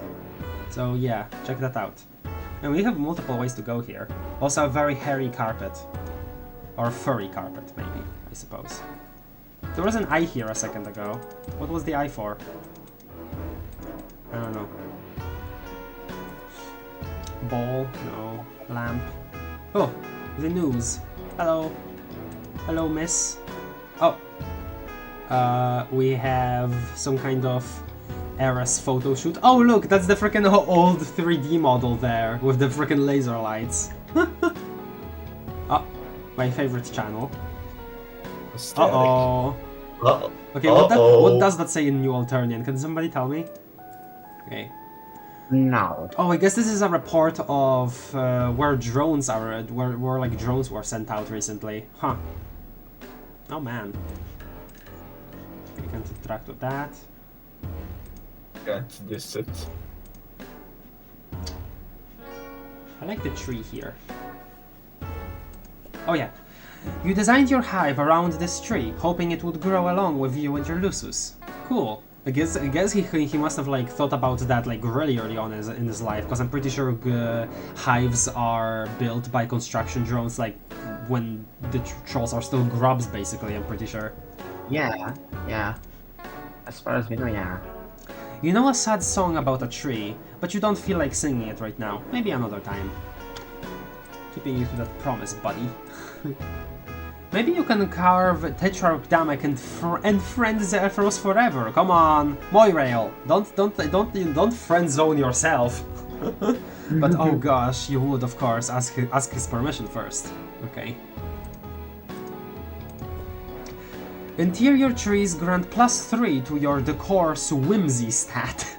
Wow. You did it! You moved a leaf! Okay. Yo! A big branch fell off of this tree during a solar storm. Oh, solar storms are something that happens. I mean, they are a real thing on Earth too, but our atmosphere mostly... not our atmosphere, our magnetic field mostly protects us from them. So, that's interesting, I guess. And you carved it into the cube... into the cube that you now carry. Oh, wow, that's cool. Oh, hexagonal frickin' discs? What happened to the frickin' grubs, huh? As a Rustblood, you're not permitted to have luxurious circular discs, only the standard hexagons. Okay. The theme song really isn't something you can sing, just a lot of beeps. Oh, wait. I guess this is some kind of like DVD set of a show, maybe? The hero of this show once took someone's eye out with a spoon and ate it. It was gruesome, but the security of the Empire was at stake. Is it different with this? No, okay. Why play a game when you can passively engage in a narrative? Wow. Imagine that. Better not. Even powers... Oh, that's also probably a freaking reference to like, hey, Homestuck exists, go read it if you're playing this. Better not. Even powers as weak as yours will erase data like a magnet. Huh. Interesting. Telekinetic powers will erase data from disks. Huh. No! You saved up for weeks for this box set, and it promises to offer at least 1 out of 7 of the week of 1 week of entertainment. So 1 day? Okay. Sure.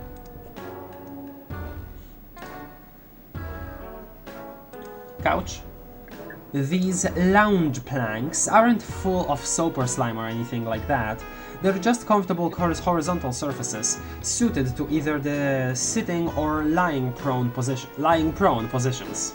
Okay. Quite the dent in it, though, I see.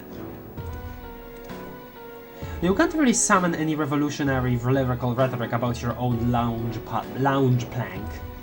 Maybe something about very basic comforts being a blinder that prevents you from seeing the danger of your present situation? No, that's a little corny and underdeveloped. Tetrarchdamek would really take you to task over that one. It would really take you to task over that one. Okay. Just because it's near the kitchen doesn't mean your lounge plank is food. You resolve to pull yourself together a bit. We've gotten a couple mentions of some people eating soap or slime when we interact with the spoon and soap or slime filled things. And how apparently soap or slime makes people stupid, which, yeah, we know. Let me look at the chat. Oh, Aspi sent one singular message, he probably dipped since then. Kraft has been telling me I'm allowed to make fun of her to get me to join. We're getting desperate, chat. Yeah. Me being a fuchsia and living a luxurious life before dying over death. I suppose, yeah, full bound. Fev versus UN. It's really cool. You know what happens, it keeps happening. Oh wow, Kraft, that was the 1 in 1,000 years invisible box. It only exists and is viewable for 5 seconds and you missed it. You missed the 1,000-year box. Yeah, I totally did. There's picture forks and torches at your front door. I don't know, tell them to go away. I think with Alternia's sun solar storms would occur pretty often. Oh yeah. Joint period propaganda. Imagine reading, or even better, a reading game where the gameplay is reading. That would be like a novel, but a video game. Say that again. Okay. Oh my god, that just reminded of that one short. What is this? A coffin, a sarcophagus. A couch. No. Hold on a second. No. What's this called? A lounge plank. A couch. Yeah, that's what I was gonna say. I messed up the joke like 3 times. A manor. A haunted house. Okay, sorry. The perfect staging area for adventures of the mind. Flarp is actually an adventure of the flesh as well. Your lounge plank is way too heavy to move with telekinesis. You're not ashamed to admit that. A good drubbing would really put this lounge plank in its place, if it weren't already there. Okay. So that's it, I guess. Big window. Kitchen. Look. If you went out this way, you'd be easy prey for a drone before you could ever make it to Tetrarch Damex. Oh, drones are still moving around. I thought they all left, but that makes sense, okay. You mean to save Joey? That's what you meant. Okay. I see. Oh. Guess you can't. Too dangerous to leave this way, the drones could see you. The safest way is to go out through the back door. They'll probably spot you there too, but, well, your hive only has so many doors. Okay.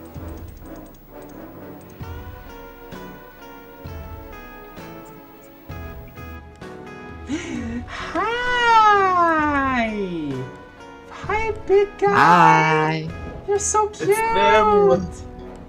Oh, dang it! Your Lucius is sleeping somewhere totally inconvenient again. Come on, wake up. Zoo smell? Oh my god, we can name him? Okay. Well, not a keyboard smash for sure. Sid, like from Ice Age. Oh, damn it, I already submitted it. Oh, okay, I guess there is no taking it back. Sid is in the way again. I accidentally pressed enter. Okay, fine.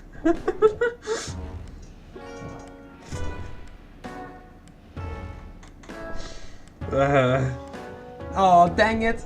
Sid is in the way again. For a change, just keeping things interesting, I guess. I should have put it in all caps, dude. You fire off from the hip with some absolutely devastating verse about your Lucius, and about Luciuses in general, and isn't it Luci? And their inability to comprehend the struggles of their wards, due to a lethal combination of being too old, too corny, and too much dumb monster animals instead of people. Wow. He retaliates by continuing to be asleep. You're wrecked! He just wants his sloth treats. Giving him an empty spoon is kind of rude in that context. He's not really into flarp, and also can't read, and also as a sloth. Aw, who are you kidding? You can barely lift a spoon without passing out. If he's gonna be moved, it's gonna have to be him doing the moving. Gonna make him want to, you guess. You'd never take a swing at your Lucius, not that he'd even feel it if you did. He's very strong. Yeah, what do we have here? Oh, agitate grub slurry. Okay, what? Look.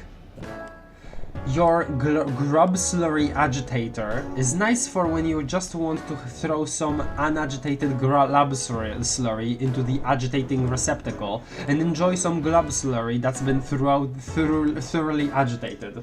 Wow. Is that candy? I don't know, I feel like that's maybe like something else, like some other meal that you mix. Oh hell no! You might as well just go out that door right now and find a drone to kill you, because putting inorganic material in the grub slurry receptacle of your grub slurry agitator is a death wish. Okay. Oh hell no! You might just want to do. Oh, so it's just the same thing here. If your telekinesis were powerful enough to agitate grub slurry, you wouldn't need a grub slurry agitator in the first place. Ah, dare to dream. Okay. Hello. What do we have here? Always useful in case you need to whip up a souffle. You're bad at that, but it's a mandatory part of your future job, so... Okay. Interesting things. A cake! Left over from Tetrarch Damex's early Wriggling Day party. He doesn't turn 7 sweeps old for a couple of wipes, but she wanted to celebrate him before his rites of maturation.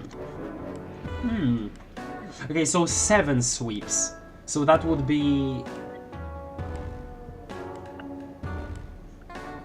Yeah, that would be like 14, right? I think? Maybe? Yeah. Rites of maturation. Also, wipes. That's another different, another thing for like for like a time period name. Are these still in here? Bile Slaw doesn't keep well. Really doesn't keep well. Eating an unranged clock beast ova is a great way to fill your acid tubes with horrifying parasites who probably wouldn't get along with your benevolent parasites or your benign parasites. Okay, so I guess trolls are just filled with parasites. Grub juice hydration cylinders. Inside these cylindrical containers is grub juice. Okay. Inside these cylindrical containers is grub juice, which can be used for hydration and restoring reserves of psychic power. I guess it is then just... Because isn't this a violet blood riding on a freaking like bronze blood grub as a freaking... Man, it really is just blood from a baby. Okay. You pick up the grub juice hydration cylinders. Nice. Now if you need a quick restorative to your psychic stamina, you'll just have that in your hand, instead of not having it, like some kind of chump. Okay. Oh man, another thing to interact with. This stuff doesn't really do your voice any favors, possibly because your throat partially closes up in protest by the time you finish half a cylinder. You're actually able to bend an entire spoon without refreshing your reserves with grub juice. You couldn't always, so you suppose that's improvement. Wow. Huh. There actually are stats for grub juice in your FLARP manual, due to a regrettable cross-platform brand awareness licensing campaign. Wow. Restores, you know what, that reminds me of how there is just that secret seed in Isaac that just has G Fuel in it. Like... What? Yeah, it's just you put in a specific seed in Isaac, you just get like a specific run where each of the floors you get an item that's just G Fuel, and it gives you different effects. Yeah, it's an official promotion. It's crazy. And yeah, also, it's real. And also weird because I don't think they actually ever responded to the whole G Fuel has lead like thing. Or maybe I'm just missing something, but I've never seen anything about like an actual response to that. Restores depleted psyche mana. Well, okay, you'll keep that in mind. As soon as you find a good use for your telekinesis, this grub juice will help you accomplish it. You usually wait until you finish drinking the grub juice before you smash the cylinder. Okay. Clock? Look at that! It's nearly escaped from your impending death o'clock! You'd better not be late. You don't put a clock to your drinking, okay? You generate some truly impressive verse utilizing a time motif. For some reason, time and rapping seem inextricably linked in your head. Wow. Yeah, it's just cosmic, you know, it's just cosmic. That's very good. Look at that, Azur. I named him Craphead, I didn't know it would be permanent. Oh no, Azur! What happens when the grub slurry is very agitated? 7 sweeps is like about 15 years. Yeah, I was thinking this is like less. A little more, sorry, yeah, because it's like a half or something like that. Oh no, I think we disconnected for a bit. Uh-oh. Uh-oh. Hello? Uh-oh. Hello? Is the stream fine? Or... Hello? No, okay, the stream is fine. The stream is fine.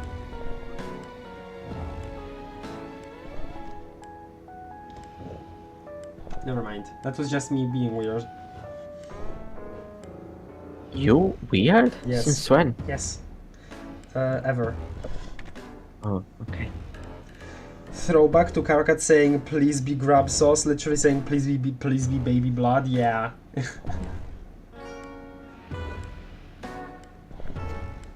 Like please, because, well, I guess it makes sense because, you know, grub sauce is already like, you know, pre-made culinary item basically, instead of the live blood of your friend, you know, so the fresh blood of your friend.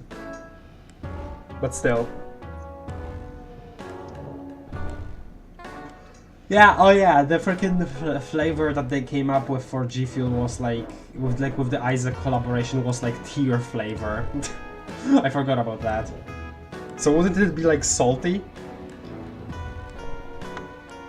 Hold on, I just realized the sweep is simple. It's 2 years and 2 months, so 7 sweeps is 15 years and 2 months. I am now living as a sweep year converter. I am now a living. Is it that way? I thought it was like more closer to half.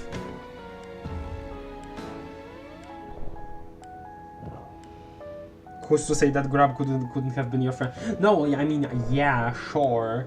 But I'm talking about, like, you know, if it's already a culinary item, you know, it's just usual culinary item, despite the tragedy of, you know, how it is acquired, trolls have probably just gotten kind of used to the thought of, yeah, it exists, whatever, you know?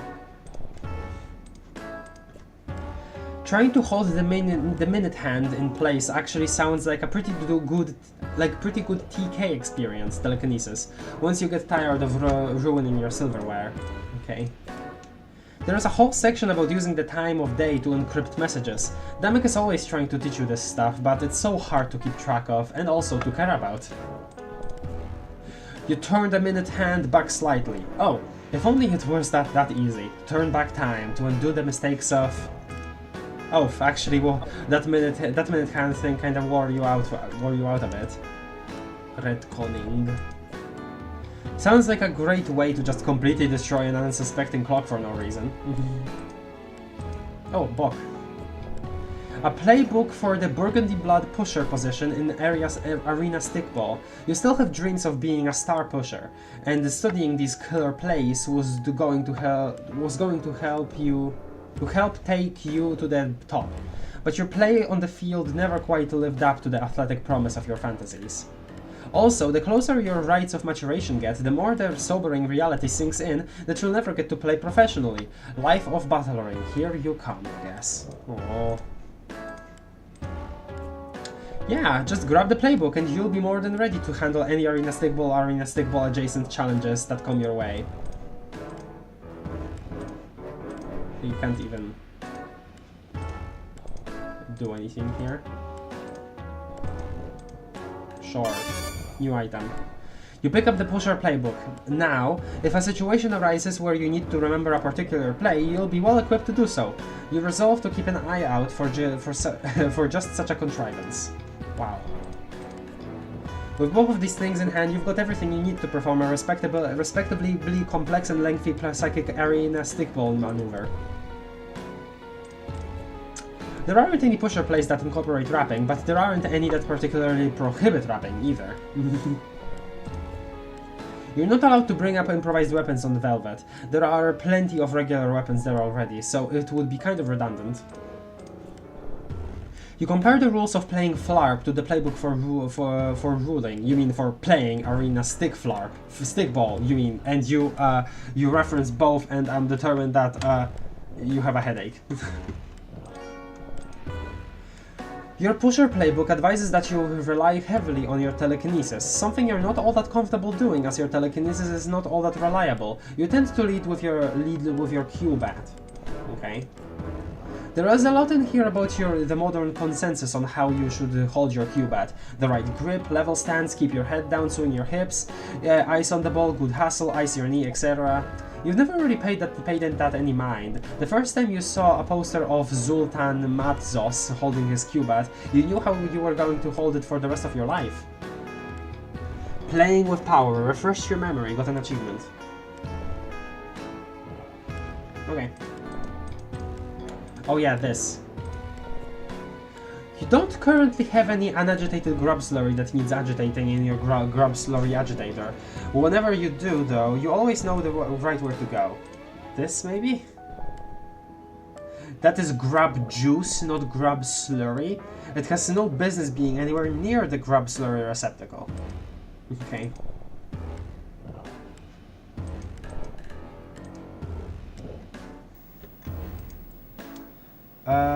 Interactions with these? As usual, your pusher playbook is being torn apart in the reviews section of the Arena Stickball Illustrated. None of the reviews are actually written by pushers though. It's usually just Violet Blood Nobles talking about how it's disgusting that they have to look at Rust Bloods when they want to watch Arena Stickball. Man, okay. Or just talking about whatever they want, really. If a royal wants to talk about the sandwich that he didn't finish earlier, they can get that published whenever they want. Wow, it's just like Game Bro. Oh, oops. Plenty of ads for grub juice in the pusher section of Arena Stickball Illustrated. The only section of the magazine you're legally permitted to read. Wow, okay. Should the heiress deign to attend a match you're playing in, disregard all objectives and immediately kneel in worship for the duration of playtime. So you just don't get to play if she's there, okay. Oh, sorry. This isn't her new brand, Clawgunk, so you guess these cans are illegal now? Okay.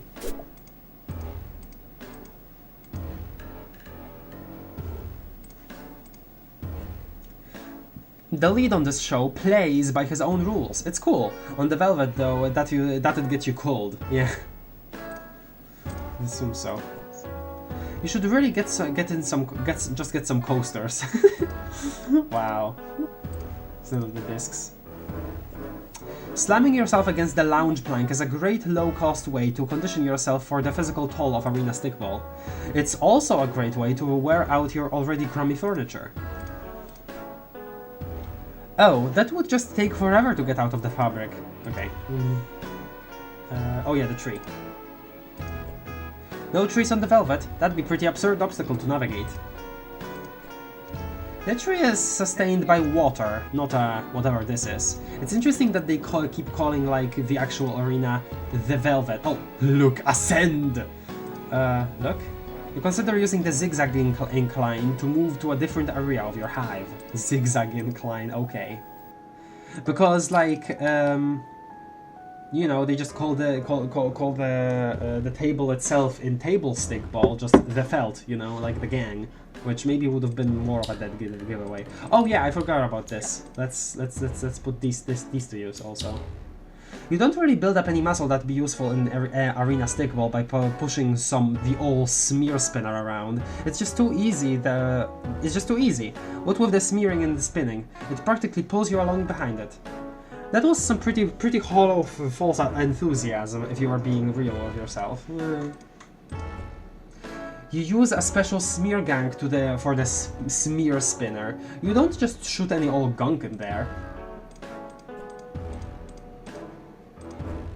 Yeah, you kind of hate the smear spinner, but it's pretty expensive and you don't exactly have a lot of extra money to throw around. In fact, you never have enough. By law, it's imperial mandate that Rust Bloods not have more than the bare minimum to scrape by, lest they become too powerful, you guess. Well, how do you get all of these freaking items, like the big freaking vault? Like, how? You have 2 TVs in your house. Is it just really just all sports stuff? You wonder if the frequent toil of this scour bristling has made you a better pusher. Well, maybe better than you would be without it, but not better than the other pushers, since almost all of them are pushing a scoundrel around their hallways too. Huh, okay. Scouring the floor with grub juice would sort of be a step backwards. You know, you maybe... think so? Well, yeah, because you'd be just dirtying the floor. You know, maybe... Well, that's fun though. Okay. You know, maybe the scour bristling isn't so bad if you think of the scour bristle as a cubat and imagine that the dirt on the floor is actually the opposing team during the championship finals. Scores tied, 30 seconds on the clock, it's all down to the wire, and no. You're not feeling this at all, sorry. Scour bristling sucks forever. Okay. This... Sure, you'd love to use this cubat to utterly clean hive at the arena. Yeah, clean house, okay. Wipe house, okay. At the arena, but doesn't mean it belongs with the actual cleaning supplies. Many of these cleaning supplies could be combined into improvised weapons, but that would be cheating, and Rust Blood cheaters get cold before they can blink. Grub juice isn't gritty enough to get a good scour going. Oh yeah, because let's go back to his respite block actually for a second. because we could actually interact with stuff here, with new stuff. You feel like you're pulled in so many different directions these days. Arena, stickball practice, slam or get called, the rebellion, the grabbles, grabels, and a non-SOGC capacity. Plus, somewhere in there, you're supposed to be training to pass your rites. Just, again, with the rites. Maturation rites, Just in case you can't close the deal on any of those other interests. Thank goodness you have Tetrarch Damek to tell you what's really important. Well, sometimes you do want to do other stuff than he tells you, though. Winners on Slam or Get Cold get tons of sponsorships, but Grab Juice is really more of a sports-themed beverage adjacent semi-liquid. Semi-liquid? It doesn't have the sizzle and glamour of the lifestyle brands that SOGC attracts. Okay. If you want Slam or Get Cold, there'd be no time for pusher practice. Not that there's any time for it right now, really, what with the rebellion and everything. Oh yeah, this. Ever since you joined Damek's band, you haven't really had a chance to practice your pusher maneuvers very much, which is fine, of course. It's not a big deal, it's just a dumb game like Tetrarch says. No, come on, he actually likes it though, even if it's very dangerous for him. You and Tetrarch Damek haven't secured any endorsements, obviously, because that would be a betrayal of his principles. Okay. Those stick jammers are holding the poster in pretty well on their own. No full force strike with your Q but needed. You kinda just press them into the semi-soft wall using the proper power of your own digits. Okay. Your pusher playbook recommends that you always keep your gear in working order, which is kind of an obvious thing to recommend. It barely counts as a tip. It's also very difficult to actually do since pushers just get brutalized out there. No grab juice stains on any of these. Not that you don't spill on yourself, of course. You just get a lot of practice laundry done during your butler training. Okay. By the way, this is kind of a funny outfit. I've noticed it a couple times before, and yeah, like, what is this? If this is his freaking pusher uniform, then what is this? Oh, I just realized the closed hangers have like freaking little horns. Look at that, that's funny. Yep, there's your arena stickball gear, specially made to take hits from any and all arena stickball hazards. Getting burned by the match tip, or blasted by the opposing zapper, or mauled by a Lusus controlled by the opposing wrangler, or really, any number of these things. It doesn't take any of those hits especially well, of course, but it does take them. Interesting. Match tip, I'm assuming that is related to the 11 ball. Zapper, I think that was a role that we already have heard about before.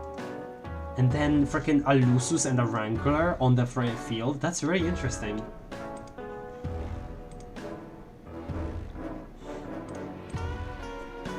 You have to account for the effects of all of the different balls when you're the pusher, since you're the only one allowed to score. Touch the dozer and with your hands and you fall asleep in seconds. The Stitcher, Stitcher, 7. Actually, no, not 7. Sorry, that's stupid. What did they even say that? Stitch is which number was Stitch? Because this is yellow, but which is Stitch? I don't remember. Damn, I forget. Could now. It be 9? Actually, no. I think it's the striped yellow one, because just yellow is itchy, and that's 1. Which number is Stitch? I forget. I really do. Maybe 9? Maybe 9. Since you're already on, since you're the only one allowed to score, touch the dozer with your hands and you fall asleep in seconds. The Stitcher is a loose pile of yarn that has to be rolled up into a ball before it can be used to score. Wow, that's really funny. And makes a tempting distraction for the opposing team's Prowler, etc. Prowler? I'm assuming that's a role, what, maybe only played by Olive Bloods then, maybe? I don't know.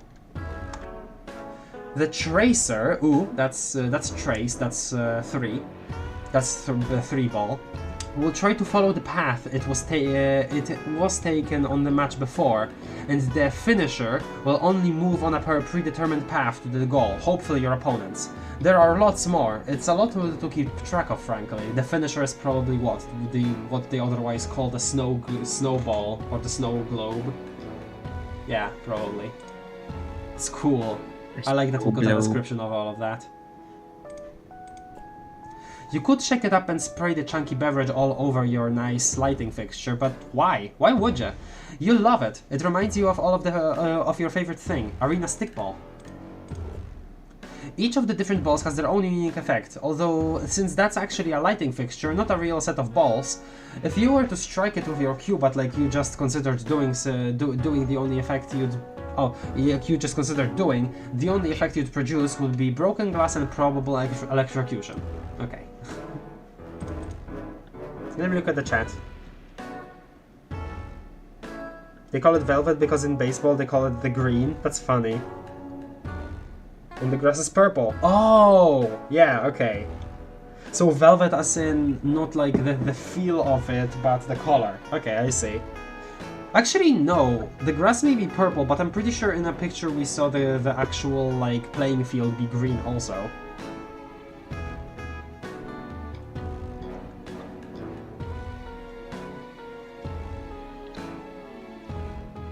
Ascend like the S. Troll world building is a bit inconsistent, but we pretend we do not see it. It's okay. I like what's here. As if troll world building was ever consistent. Oh no, it wasn't. That's what I said. Okay. Wait, the Summoners Rebellion? I don't know. It's 9. Yeah, okay. 7 is good. Yeah, obviously 7 is a crowbar. 9 is Stitch. Remember, a stitch in time saves 9. Okay. Your pusher playbook recommends that you should own. Your pusher playbook recommends that you should be sure to get plenty of sleep before any big match, which is kind of incredibly obvious, but okay. It's also easier said than done sometimes. You just get so excited. Oh. It's good to hydrate before you sleep. The Soper slime is actually very physically and mentally draining. Is it? It's not unheard of for it to severely injure trolls who are already in bad health when they go to sleep. What? Really? I thought it was like supposed to nourish on all fronts. Huh? You always gotta shake off the slimies, okay, a bit before you're in the before you're in your prime vigor. Slimies, okay. With all the rules as sharp hazards and circles, you can almost imagine that your Wear Grid study scroll is actually a page from your pusher playbook, if you really try. If anyone were to commit the outrageous faux pas of drinking grub juice at a fancy dinner. It goes to the... Yeah, because you just eat whole grubs, that's what you do at a fancy dinner. It goes to the left of the shitting... I forget what it was, goddammit. Shittin? I don't know. Ridger, of course. Shittin Ridger, maybe? Improvised weapons are prohibited on the Velvet, unless you improvise them from something you find on the playing field itself, like somebody's torn off leg or whatever. Then it's fair game. Okay. Maybe when you're done with these, you can crush the can with your mind, by which you mean crush it against your nug bone. Okay, yeah, sure. They require a lot more delicate touch, or rather, no touch at all. Knees apart, head tilted, cube at an angle over the non-dominant shoulder. It's pretty much a by the numbers perfect stance. Not the one you use, of course. You prefer the Zoltan Matzos knees in method, but it's solid. Dromed Bakhtar is no slouch, except when he's slouching slightly, as recommended by the pusher playbook. Dromed is a really strong psychic, although there are no Zoltan Matzos, of course. There, cool. And as such, doesn't really need to stop in the middle of the match and rehydrate or anything. Dromed Bakhtar has a pretty good textbook pusher stance, and uses it well, although you prefer the unconventional foot placement made famous by Zoltan Matzos. You've got a poster of him up in your rumpus room. Yeah, okay. Then this. You try to tell yourself that your battler training will translate into skills that you can also use on the velvet playing field of arena stickball, but it's hard to make yourself believe it. It's important to pour the grub juice down the side of the glass so it maintains its turgidity. I thought that it was faux pas to pour it on a fancy dinner. Well, I don't know. Okay. Many's the time you'd imagined taking your Cubat to all this depressing junk. Smashing it into unrecognizable pieces would feel so good for a few minutes. Then you remember that you need this stuff to practice your bottling, which you need to be good enough at to pass your trials, or you'll be cold. Right, okay, it's part of the trials. So I guess what? Rust Bloods out there in space just are servants. They don't even use their freaking telekinetic abilities for anything. They're just battlers up there as adults. Man. And this stuff is expensive. If anything happens to it, it'd be a sweep or two before you could afford another set. You don't have a sweep or two to spare. Okay. Well, there we go. Dialogue gotten. Nice. Drink. Whoa. Floating more. Alright, alright, he's making it. He's making it. Avoid the crustaceans. Hell yeah. He did. Ah, yeah! Oh, he's so proud. Ah! Yeah. Oh, he's smashing the can. Yeah. Mhm.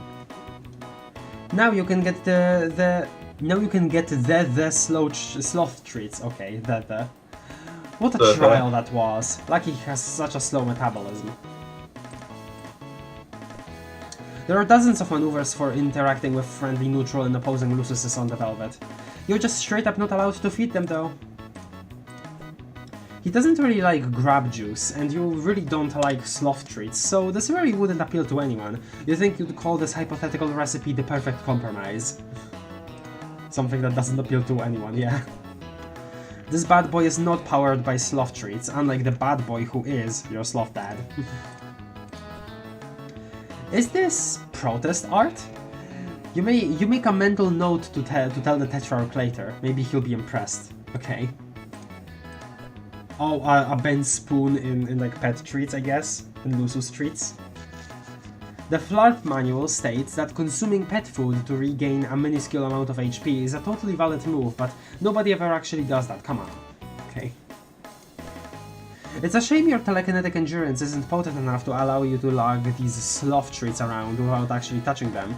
That way you could spare yourself the burden of having them stink up your hands and pockets. The two most necessary implements of sloth wrangling. Okay. Grab. You grab the sloth treats. You know just what to do with these. By the... Hello, Biggie Cheese. Where did your message go? I don't know. I didn't do anything to it.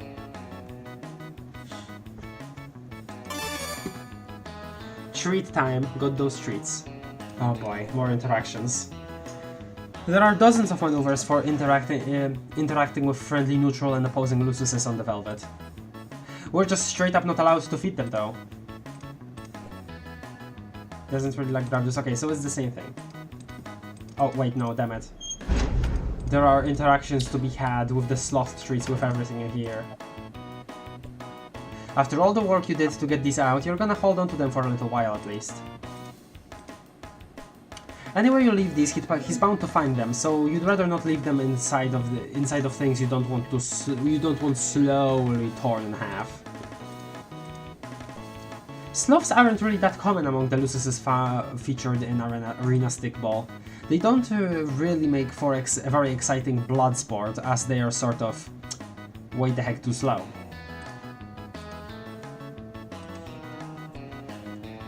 You don't have to feed the controller, it's a self-sustaining, right up until it dies from starvation. Then the mother console just lays a new one.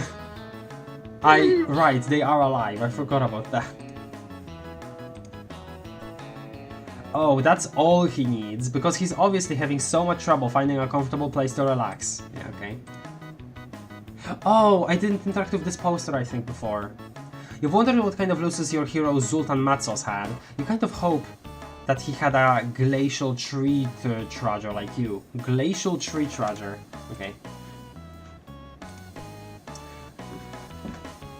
Zoltan Matzos was the greatest pusher the snow globes ever had. No prowler could catch him, no zapper could blast him, and no matter what Lucius the Wrangler set on him, Matzos would shake him off. That all ended the night the heiress of that era attended the game, and the opposing controller made Matzos thrust his bone nook at her. Oh no! What? She had him cold right there on the velvet. Oh no! Somebody might control him into doing a rude gesture and he got cold for that? No! My god. This wasn't the current heiress, of course. This was a long time ago, before you were hatched. Oh, obviously, like half the place in here were Matzos originals, he really reinvented the pusher position, brought some real dignity to it. Which is probably why they humiliated and killed him. But they can't kill his spirit. Maybe you can commune with him yourself, huh? Zoltan surely didn't need cheap pick-me-ups like this to keep his telekinesis going. He was like a river of power that everybody else had to swim in or down. Okay. You look at the poster of your hero, Zoltan Matzos. You've always felt a pretty deep connection with him, even though he died long before you were born. Sometimes you've never told anyone this, but sometimes when things get really rough out there on the Velvet, or when you're just feeling kind of crummy even, you sing the old Snow Globes fight song to yourself and pretend Zoltan is there, not really doing anything, just believing in you. Aww. It always helps. Aww. That's good. Jeez. Looking at a psychic giant like Zoltan while holding this pitiful thing kind of makes you embarrassed. Whole silverware drawers probably tied themselves in knots just because he was walking down the street nearby, and you struggle to bend a spoon. Hey now, is that any way to think? You know Zoltan sure wouldn't want you to be down on yourself because you are looking at his poster. Yeah! He would want you to believe in yourself. Remember what he said. If you can bend them, they can't break you. Aww, that's very cool. Zoltan Matzos isn't listed in your FLARP manual, probably because his stats would be too incredibly high for mere mundane numbers to track.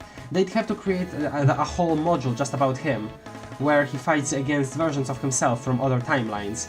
It'd be the only way to make it challenging. Okay, man.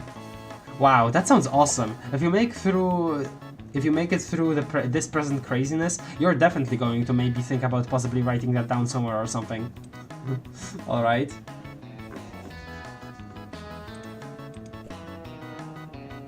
Oh wait, hold on, because... Yeah, okay, so this now. Zoltan's telekinesis. It was like nothing anyone had ever seen. Rustbloods can get pretty powerful, but he was like something from history. From one of those illegal parts of history you're not supposed to know about. The ones where lowbloods are actually powerful and do things, I guess. From one of when he really got going, the whole stadium would rumble in his psychic wake. Whoa. Lately, you've kind of secretly suspected that maybe his death wasn't just the result of some blue blood controller prank. Maybe they were taking him out before he became too dangerous for them to handle. Jeez, just look at that form. Just look at his face. He looks like he could break the world in half with that Cubat. You've tried to emulate his non-traditional stance, and you think it's given you the edge more than once. If only you had the psychic chops that Zoltan did. Oh well, no point in dreaming. Oh man.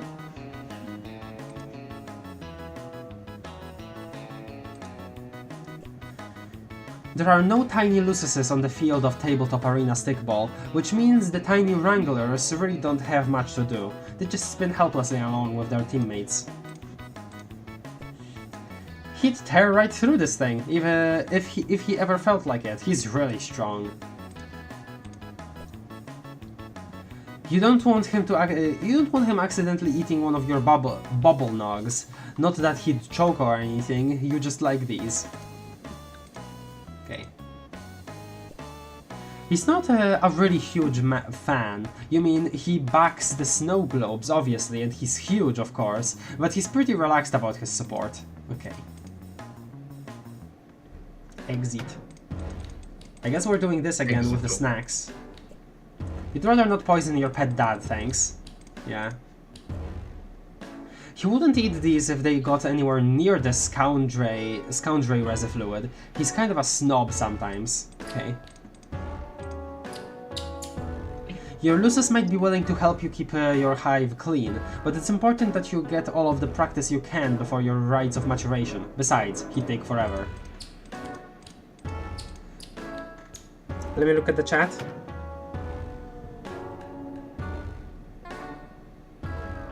The parallels. Joey has pet treats, Zephyros has sloth treats. Real. Your biggest fan, in every sense. Unfortunately, Lususes are barred from voting, unless you're a high blood, in which case your Lusus can eat everyone on stage if they want to. Your Lusus isn't a huge fan of your band, which is lucky because wow, that would be embarrassing if your biggest fan was your own Lusus. Sometimes you think about keeping a couple of extra sloth treats in the pockets of your clothes just to make them on hand when you need them, but if you could just leave treats out without your Lusus finding them and destroying whatever holds them, you wouldn't need to keep them in a huge vault in the first place. Hiding a trip up there would just result in your nice arena stickball lamp being torn from the ceiling as your Lusus leapt up to grab it, since there is no way in the world it can support his weight. Yeah, this.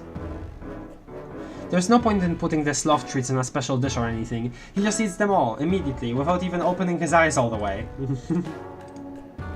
There's no point in putting okay, yeah. Bed.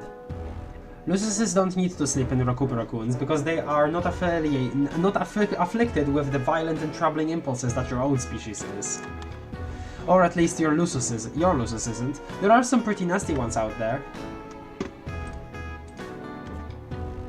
You don't know what kind of Lusus Dromed Bactar has. It's illegal to bring your Lusus to a game, since they might interfere. Only unbonded Lususes are allowed on the field, as forces to be controlled by the two opposing Bronze Blood Wranglers. Interesting. If you mix these together, the next time you came up here, there'd be a lot more spoons in this pile, and a lot more spoons in another, smellier pile with your Lusus shed. Your sloth is a low-blood Lusus, so he won't ever have a butler attending to him, except you, I guess. Interesting. Is there like service for like higher blood Luci?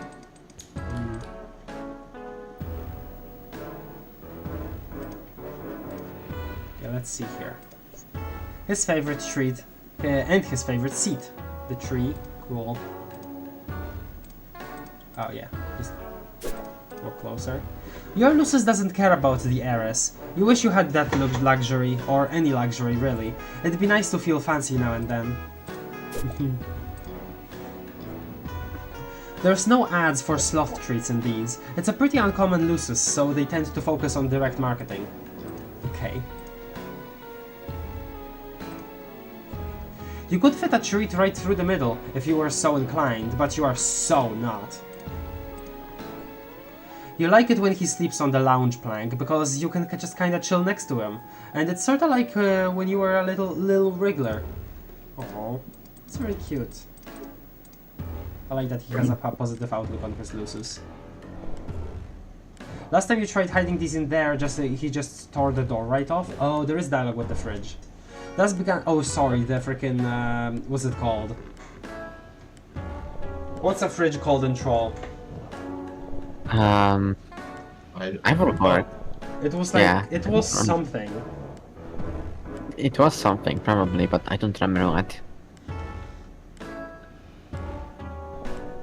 Swap to Joey real quick. I feel bad we're not paying attention to her. I was actually gonna do that right before giving the treats to Sloth Dad, because I don't know. It kind of feels like Zephyros' segment would be over after I do that, because he'd be like, you know, gone now. Thus began the sweep you spent without a hunger trunk until you could save up for a new one. There it is, a hunger trunk. Can't play up on an empty acid tract. 2 11-hour halves is nothing to sneeze at. Okay. After all you went through getting those out of there, opening the door, closing the door, that other part in the middle, no way, you've come just too far. You spit some mild fire about your hunger trunk, that mostly plays on the idea that trunk is slang for butts, and that hunger would also refer to non-food based appetites. Wow, incredible. There might be some good stuff to eat in there, but you're getting ahead of yourself just a little bit. Try opening it first, maybe? Okay. The Flurp manual classifies your hunger trunk as threat level 5-star General Electric. Okay. You give it a last shot, but also, come on, you nearly passed out from bending a spoon earlier. Actually, maybe there's some grub juice left over from your party with that. Yeah, okay. Hey, maybe you should chill out a little. Haha, just a little appliance humor. While your friend is maybe dead, just keeping it light. Okay. Your grub slurry agitator is not equipped with a sloth treat receptacle, so you're to your eternal humiliation. Okay. Clock. You don't really schedule his feedings. It makes it easier to tempt him out of your way with a treat whenever he blocks your path with his slumbering enormity, which happens pretty regularly. You guess technically he's scheduling the feedings. Okay. Nothing else. Let's switch to Joey. It's been a while. Hi Joey. What we doing here? Okay, so we're back here with the silly music. Can we open it? No way. If you wanted to get killed by a weird monster in the basement, you would have stayed at home. Huh. I guess nothing new actually. Pretty much. Is there no new tablet dialogue? Oh, we can talk to Zephyros ourselves. Hey. Oh right, I forgot it's dangerous for me to message you right now. My bad. Just getting pretty bored. Alright then, switching back to Zephyros. So nothing's happening. Yeah, nothing ever happens. Nothing ever happens. Swapping that hive. Okay, sloth treats. You've got just the thing to get him moving. Here you, Sid. I hate that I gave him that name. Oh, he's animated. Oh, he's so cute! Oh, Aww. and he looks so sad though. Yum, yum, yum, yum, yum. Hello. You thank Sid for moving out of the way. All you had to do was give him exactly what he wanted. Arena stickball is played with in 2 11-hour halves. It's grueling. Okay, no, never mind. That's just. Can I do this? He tends to rely more on raw in indolent instinct than on tactics. He's very particular about his diet. He only eats sloth treats. Yeah, okay. A lot of them. Yeah, okay, that's the same thing. So yeah. Oh, a new thing here. It's a pan. All of the best chefs cook on very high heat. You are not one of the best chefs, which is just as well, but since your crisp range kind of sucks. Besides, how will you know what to cook if Damek doesn't tell you what he wants? Oh no. Ah, the crushing NY and blossoming existential dread of cooking. You keep meaning to give one of these recipes a try, but for some reason the idea depresses you. Your spice rack, it's where you keep your spices. Okay, so we've got 3 more things to interact with here. Yeah, huh. Okay, guess let's start with the spice rack. Ah, sport, the spice of life. Okay. Again, he also has a spice rack. Will we get a spice item too, or maybe not? Look, cards on the table, this stuff tastes pretty awful, but you think you'd rather just play through the pain than to try to church up with some minced collar bear guts or something? Okay. Look, cards on the table. Okay. Your flow is fresh enough already. It's also spicy, sweet, sour. Yeah, that works. You guess. Your flow is pretty brothy. What the spoon gained as an emblem of your minor telekinetic abilities is lost 100-fold as a trustworthy spice transmitter. Spice, let's see. Spice up your strifes. This is an optional rule set for using spice mix in combat, which you think is pretty ridiculous. Wow! Incredible. You give all of the spices a little shake in their little vials. They are now much better suited to being added to a broth. You barely suppress your arena stickball in the ingrained instinct to hit things that have been arranged in racks. A daily battle for you, and one you don't always win. This is your 19th spice rack. Oh no. Okay. Now this.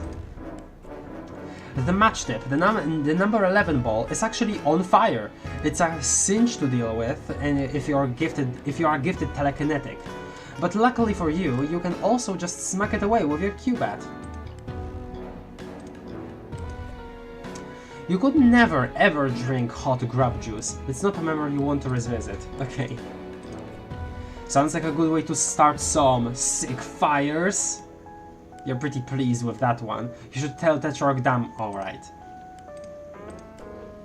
Sure thing. All you're missing is a plate, some food, ideally a spoon that isn't bent. Okay. The Flarp manual has a lot of instructions for cooking and other types of crafting. You'd need to make a bunch of burned husk loaf to grind your level enough to be able to cook anything edible though. You're telekinetic, not pyrokinetic, jeez. You guess a flaming Q-bat might scare off some of those drones outside, if they were physically capable of fear. Since they're not, you think you'd take it easy. Okay, so drones are incapable of fear. You take it easy on the burning your only means of defending yourself front. Okay, down this. One of these books will end up ruling your future. Hopefully not the one about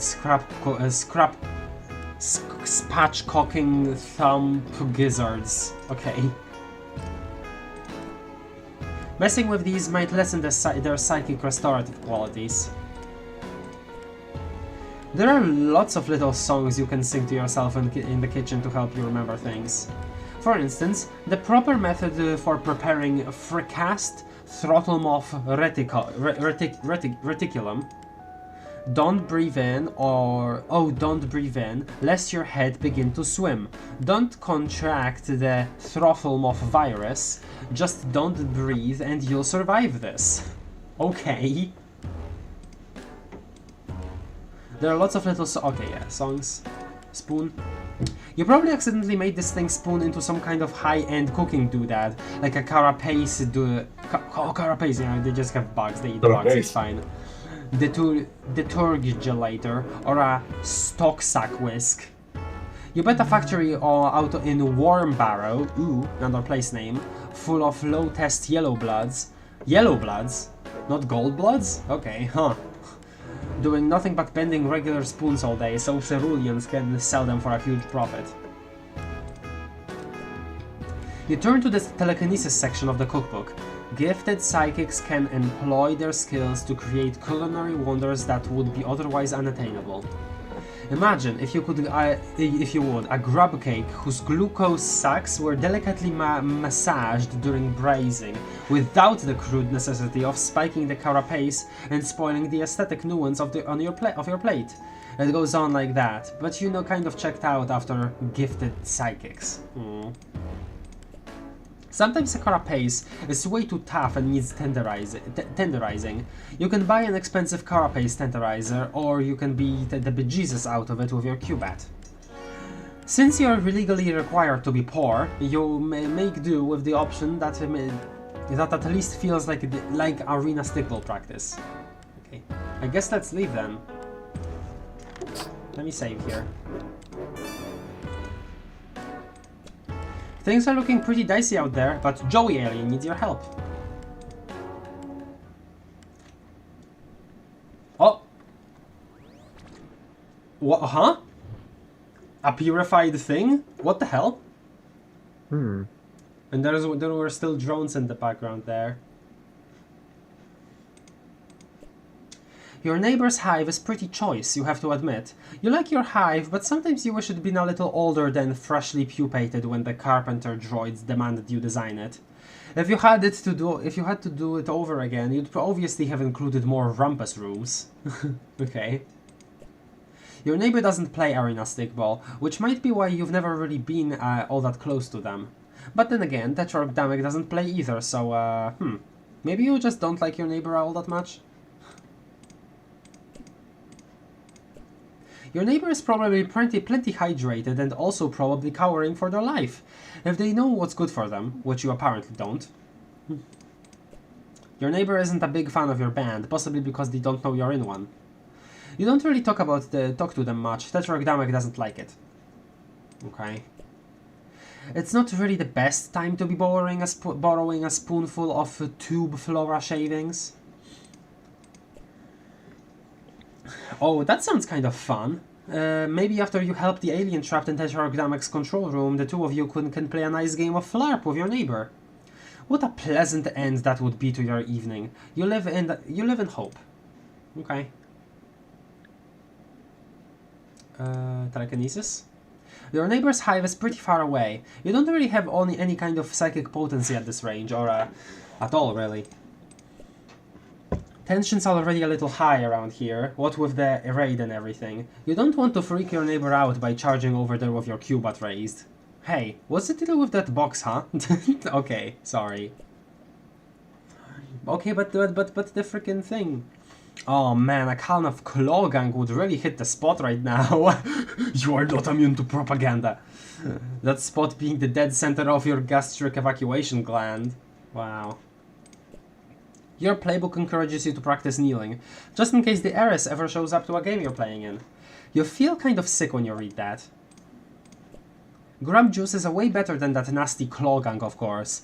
It's not even up for debate, although that's mostly because publicly expressing a preference for a brand other than the one that the heiress endorses would be punishable by culling.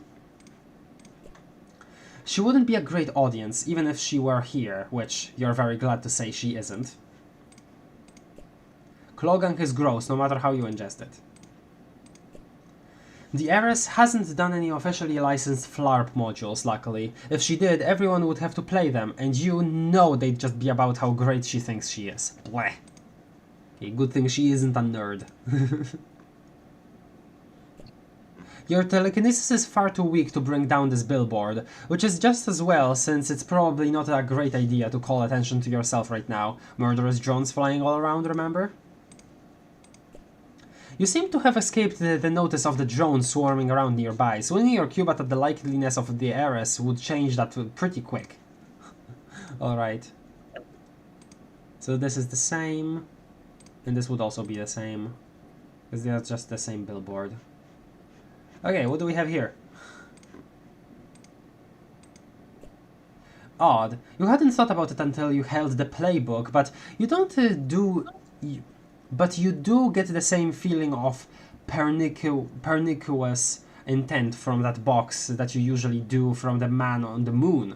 The white, non-scoring ball and the arena stickball that pushers aren't allowed to interact with. Wait, what? Hold on a second, let me reread that. Odd. You hadn't thought about it until you held the playbook, but you do get the same feeling of pernicious.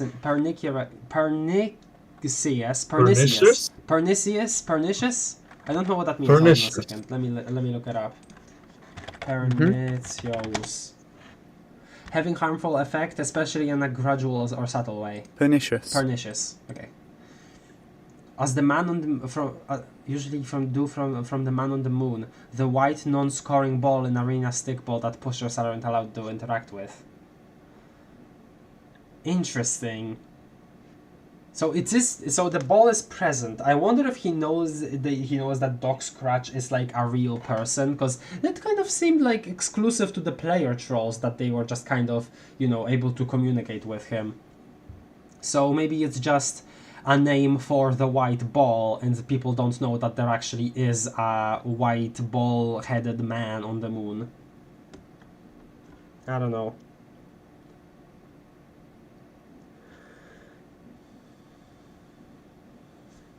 Yeah, who would ever use spice in combat? That's crazy or something. Tube floor shavings equals sugar because of sugar cane. Oh, tube floor, that's funny. Doc Scratch mentioned. So Doc Scratch is delivering these straight to his door. Or wait, no, I'm stupid. No, really. I don't think so.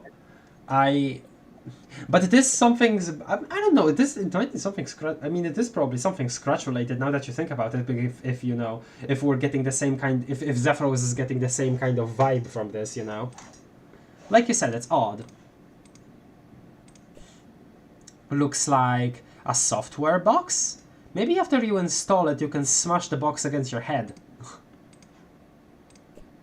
You lack the information to put together any kind of cohesive rap about this box. You guess you could rap about how you don't know what it is, but that seems a little too niche to get any real audience traction. You're pretty sure you can just open it. Nothing like your flip manual about random boxes appearing from unknowable sources, which, frankly, seems like a pretty big oversight. Oh no, you might crush it by mistake with your incredible power. Probably not. You don't know what it is or where it came from, and you're already decided to destroy it? Wow, you certainly came to that conclusion pretty quickly. It might be time for you to re-examine some of your assumptions about yourself as an open, inquisitive person. Oh no! Okay, let's look. Looks like it might be some kind of software box. Pick up. Oh! What the hell? What the hell? I had no idea this was part of the... I've never seen anything about this. Scratchware received. All future messages to and from this device are protected from third-party surveillance. Okay then.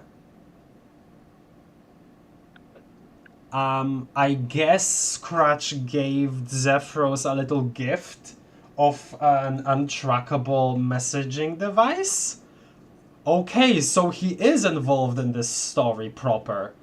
He has some kind of business in making everything happen here, which is why obviously he would like give this to him in the first place. Give this to Zephyros, as in, like, cause like, you know, he works in the alpha timeline, and you know, if he gets himself involved in anything, that's because it either has to happen or has to happen, and he would like for it to happen, you know, or either one of those things or both of those things. Well, that just answers it, doesn't it? Well, it's Scratch for sure. And his icon is an actual ball and not a hexagon like everything else in the interface. Yeah, it's just white. As a special one-time offer, all past messages are protected as well. Do you agree that you are already subject to the terms of service? Yes, as far as I know, I'm vaguely unsettled by all of this. Luna, what do you think about this? I don't think. You don't think? I'm vaguely unsettled. I think I'm vaguely unsettled about all of this. Oh, what the? What? Huh? A rocket just crashed into his balcony? What? Huh? And into him too? What? What? Huh? Rabble leader, get the okay, got that. What? A perfectly generic object? What the hell? Oh. Huh. Hello? Hey, Joey, is Joey right? It's Joey, right? Yeah, that's right, and you're Xerox. Actually, no, I'm Zephyros. Oh, oops. Are you okay? What's going on? I thought we weren't supposed to talk. Yeah, something weird happened, though. I think it's safe now? What do you mean? Real quick. Do you have a green and white symbol on your chat window now? Oh, hey, yeah, that wasn't there before. This, I guess. Green and white. Yeah, it's here. Okay, I think we're safe then. To chat anyway. Okay, good. I still don't quite get what the danger is, but I guess I'm going to know. I'm going to need to trust you if I have any hope of getting out of here. Well, some bad news on that front. Frown. A missile hit my hive and I'm buried under the debris in my lawn ring. A missile buried lawn ring. Lawn ring. Yeah, like the grass that grows around my hive. Oh yeah, lawn ring was a specific thing before. Like it was, yeah. Like specifically being a Yeah. ring. I remember that being in Homestuck. And also specified in Openbound, I'm pretty sure. Okay, and your hive is your house, right? Which would make your lawn ring your yard. Yeah, my hive is the place I live. Or did? Oof. Frown. Oh no, let me... I need to BRB. Okay. Oh.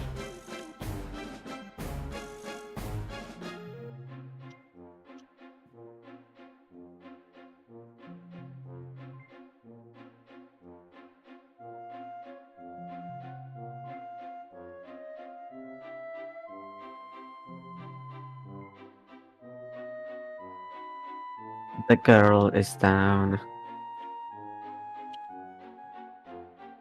What shall we do while she's away? I don't know. Can we take over? Or it might Yeah, be let's- beyond our abilities. Let's steal her stream, yeah.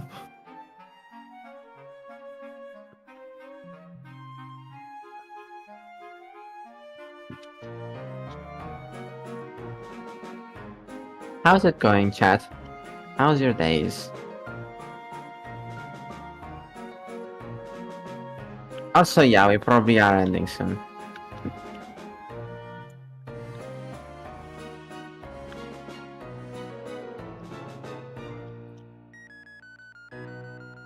The thrower.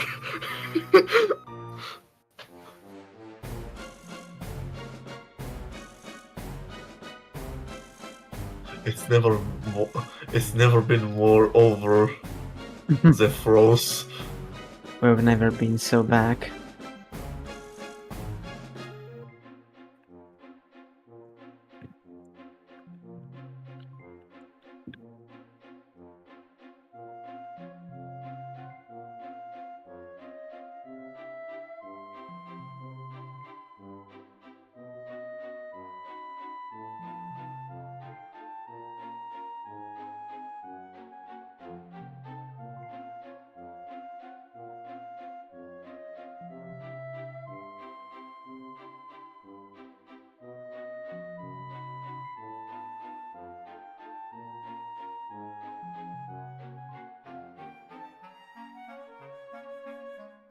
Oh yeah, we are 1 month away for the Homestuck 413. True. Hello. Homestuck will be 2 years old soon. Hello. Hi. Let me catch up on the chat, and after this conversation, we're gonna end the stream. Mm-hmm. Yeah. Chat, can you believe that Homestuck will be 2 years old soon? Yeah. Yeah. She can believe it. Makes sense. Yeah. Something is happening, my gog. Yobbycraft.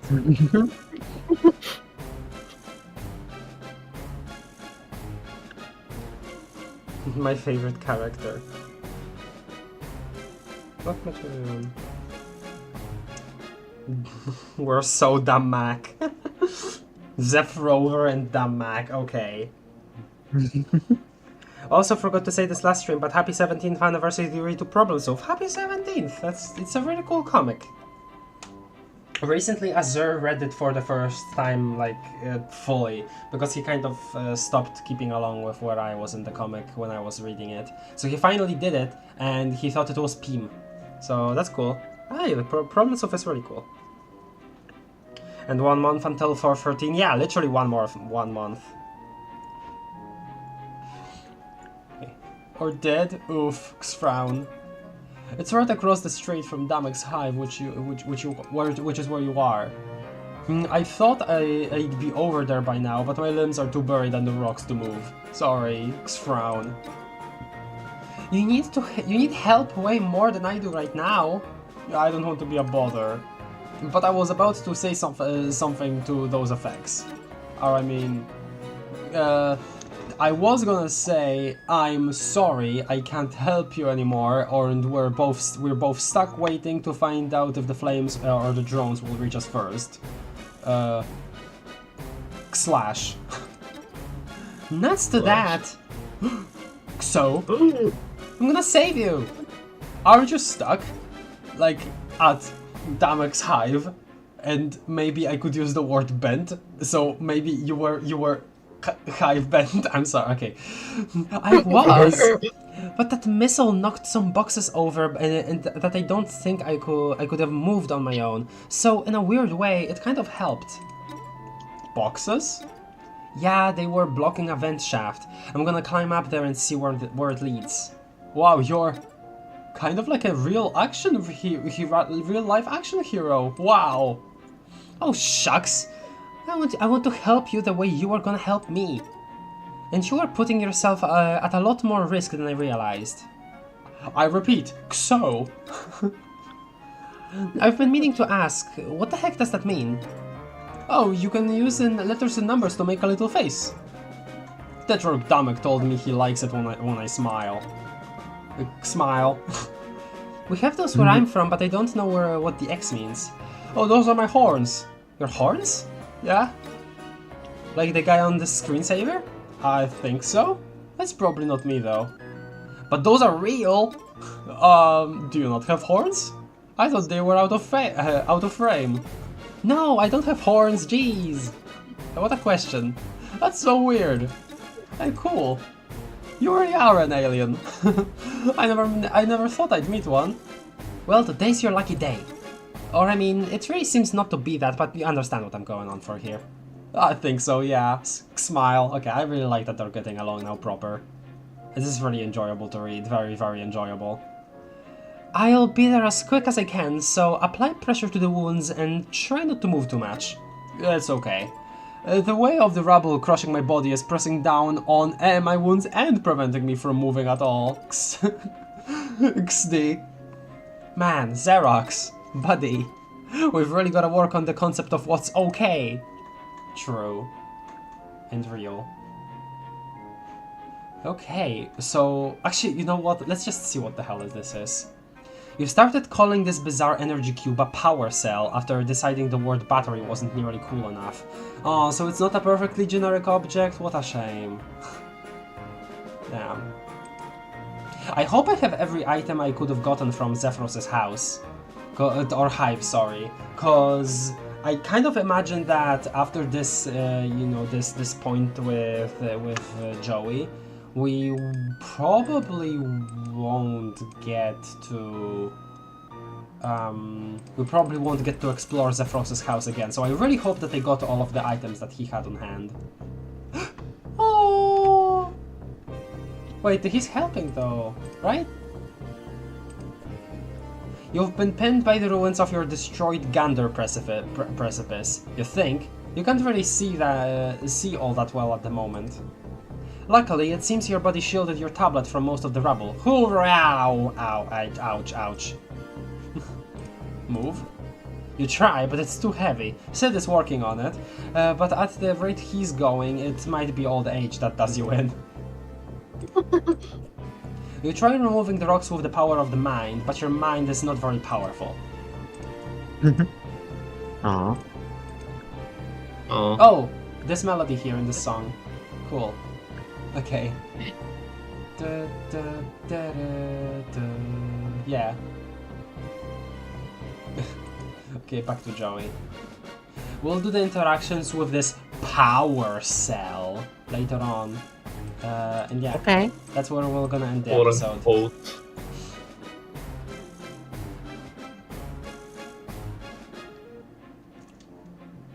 Imagine having no horns. Oh no, never-ending rubble. OST is so damn good. It is pretty damn good. Okay. Thank you everybody for watching. Question of the day.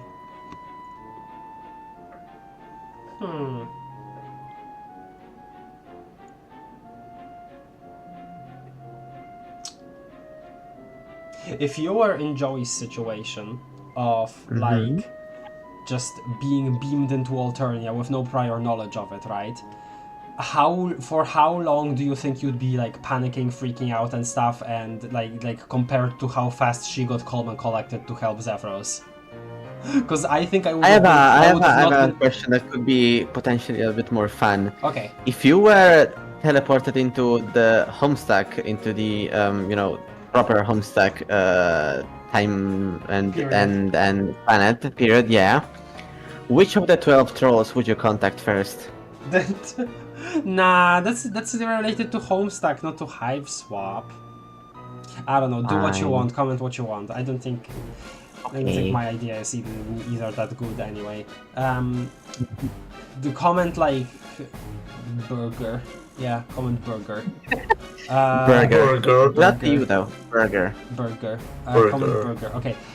Leave a like if you're still here. That would be greatly appreciated. Because you know, if you're still here, I'm assuming you enjoyed the stream.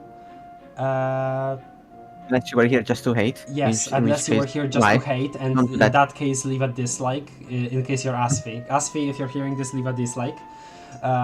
Kidding, haha, kidding, la la la. Okay, subscribe, He's link, definitely I don't know, gonna dislike. show to a friend if they like Hiveswap, and yeah, there we go. That's my YouTuber ramble over. Bye bye everybody, see you on Friday. Bye everyone. Bye. Deltaron, bye. Into this, Tomorrow. bye.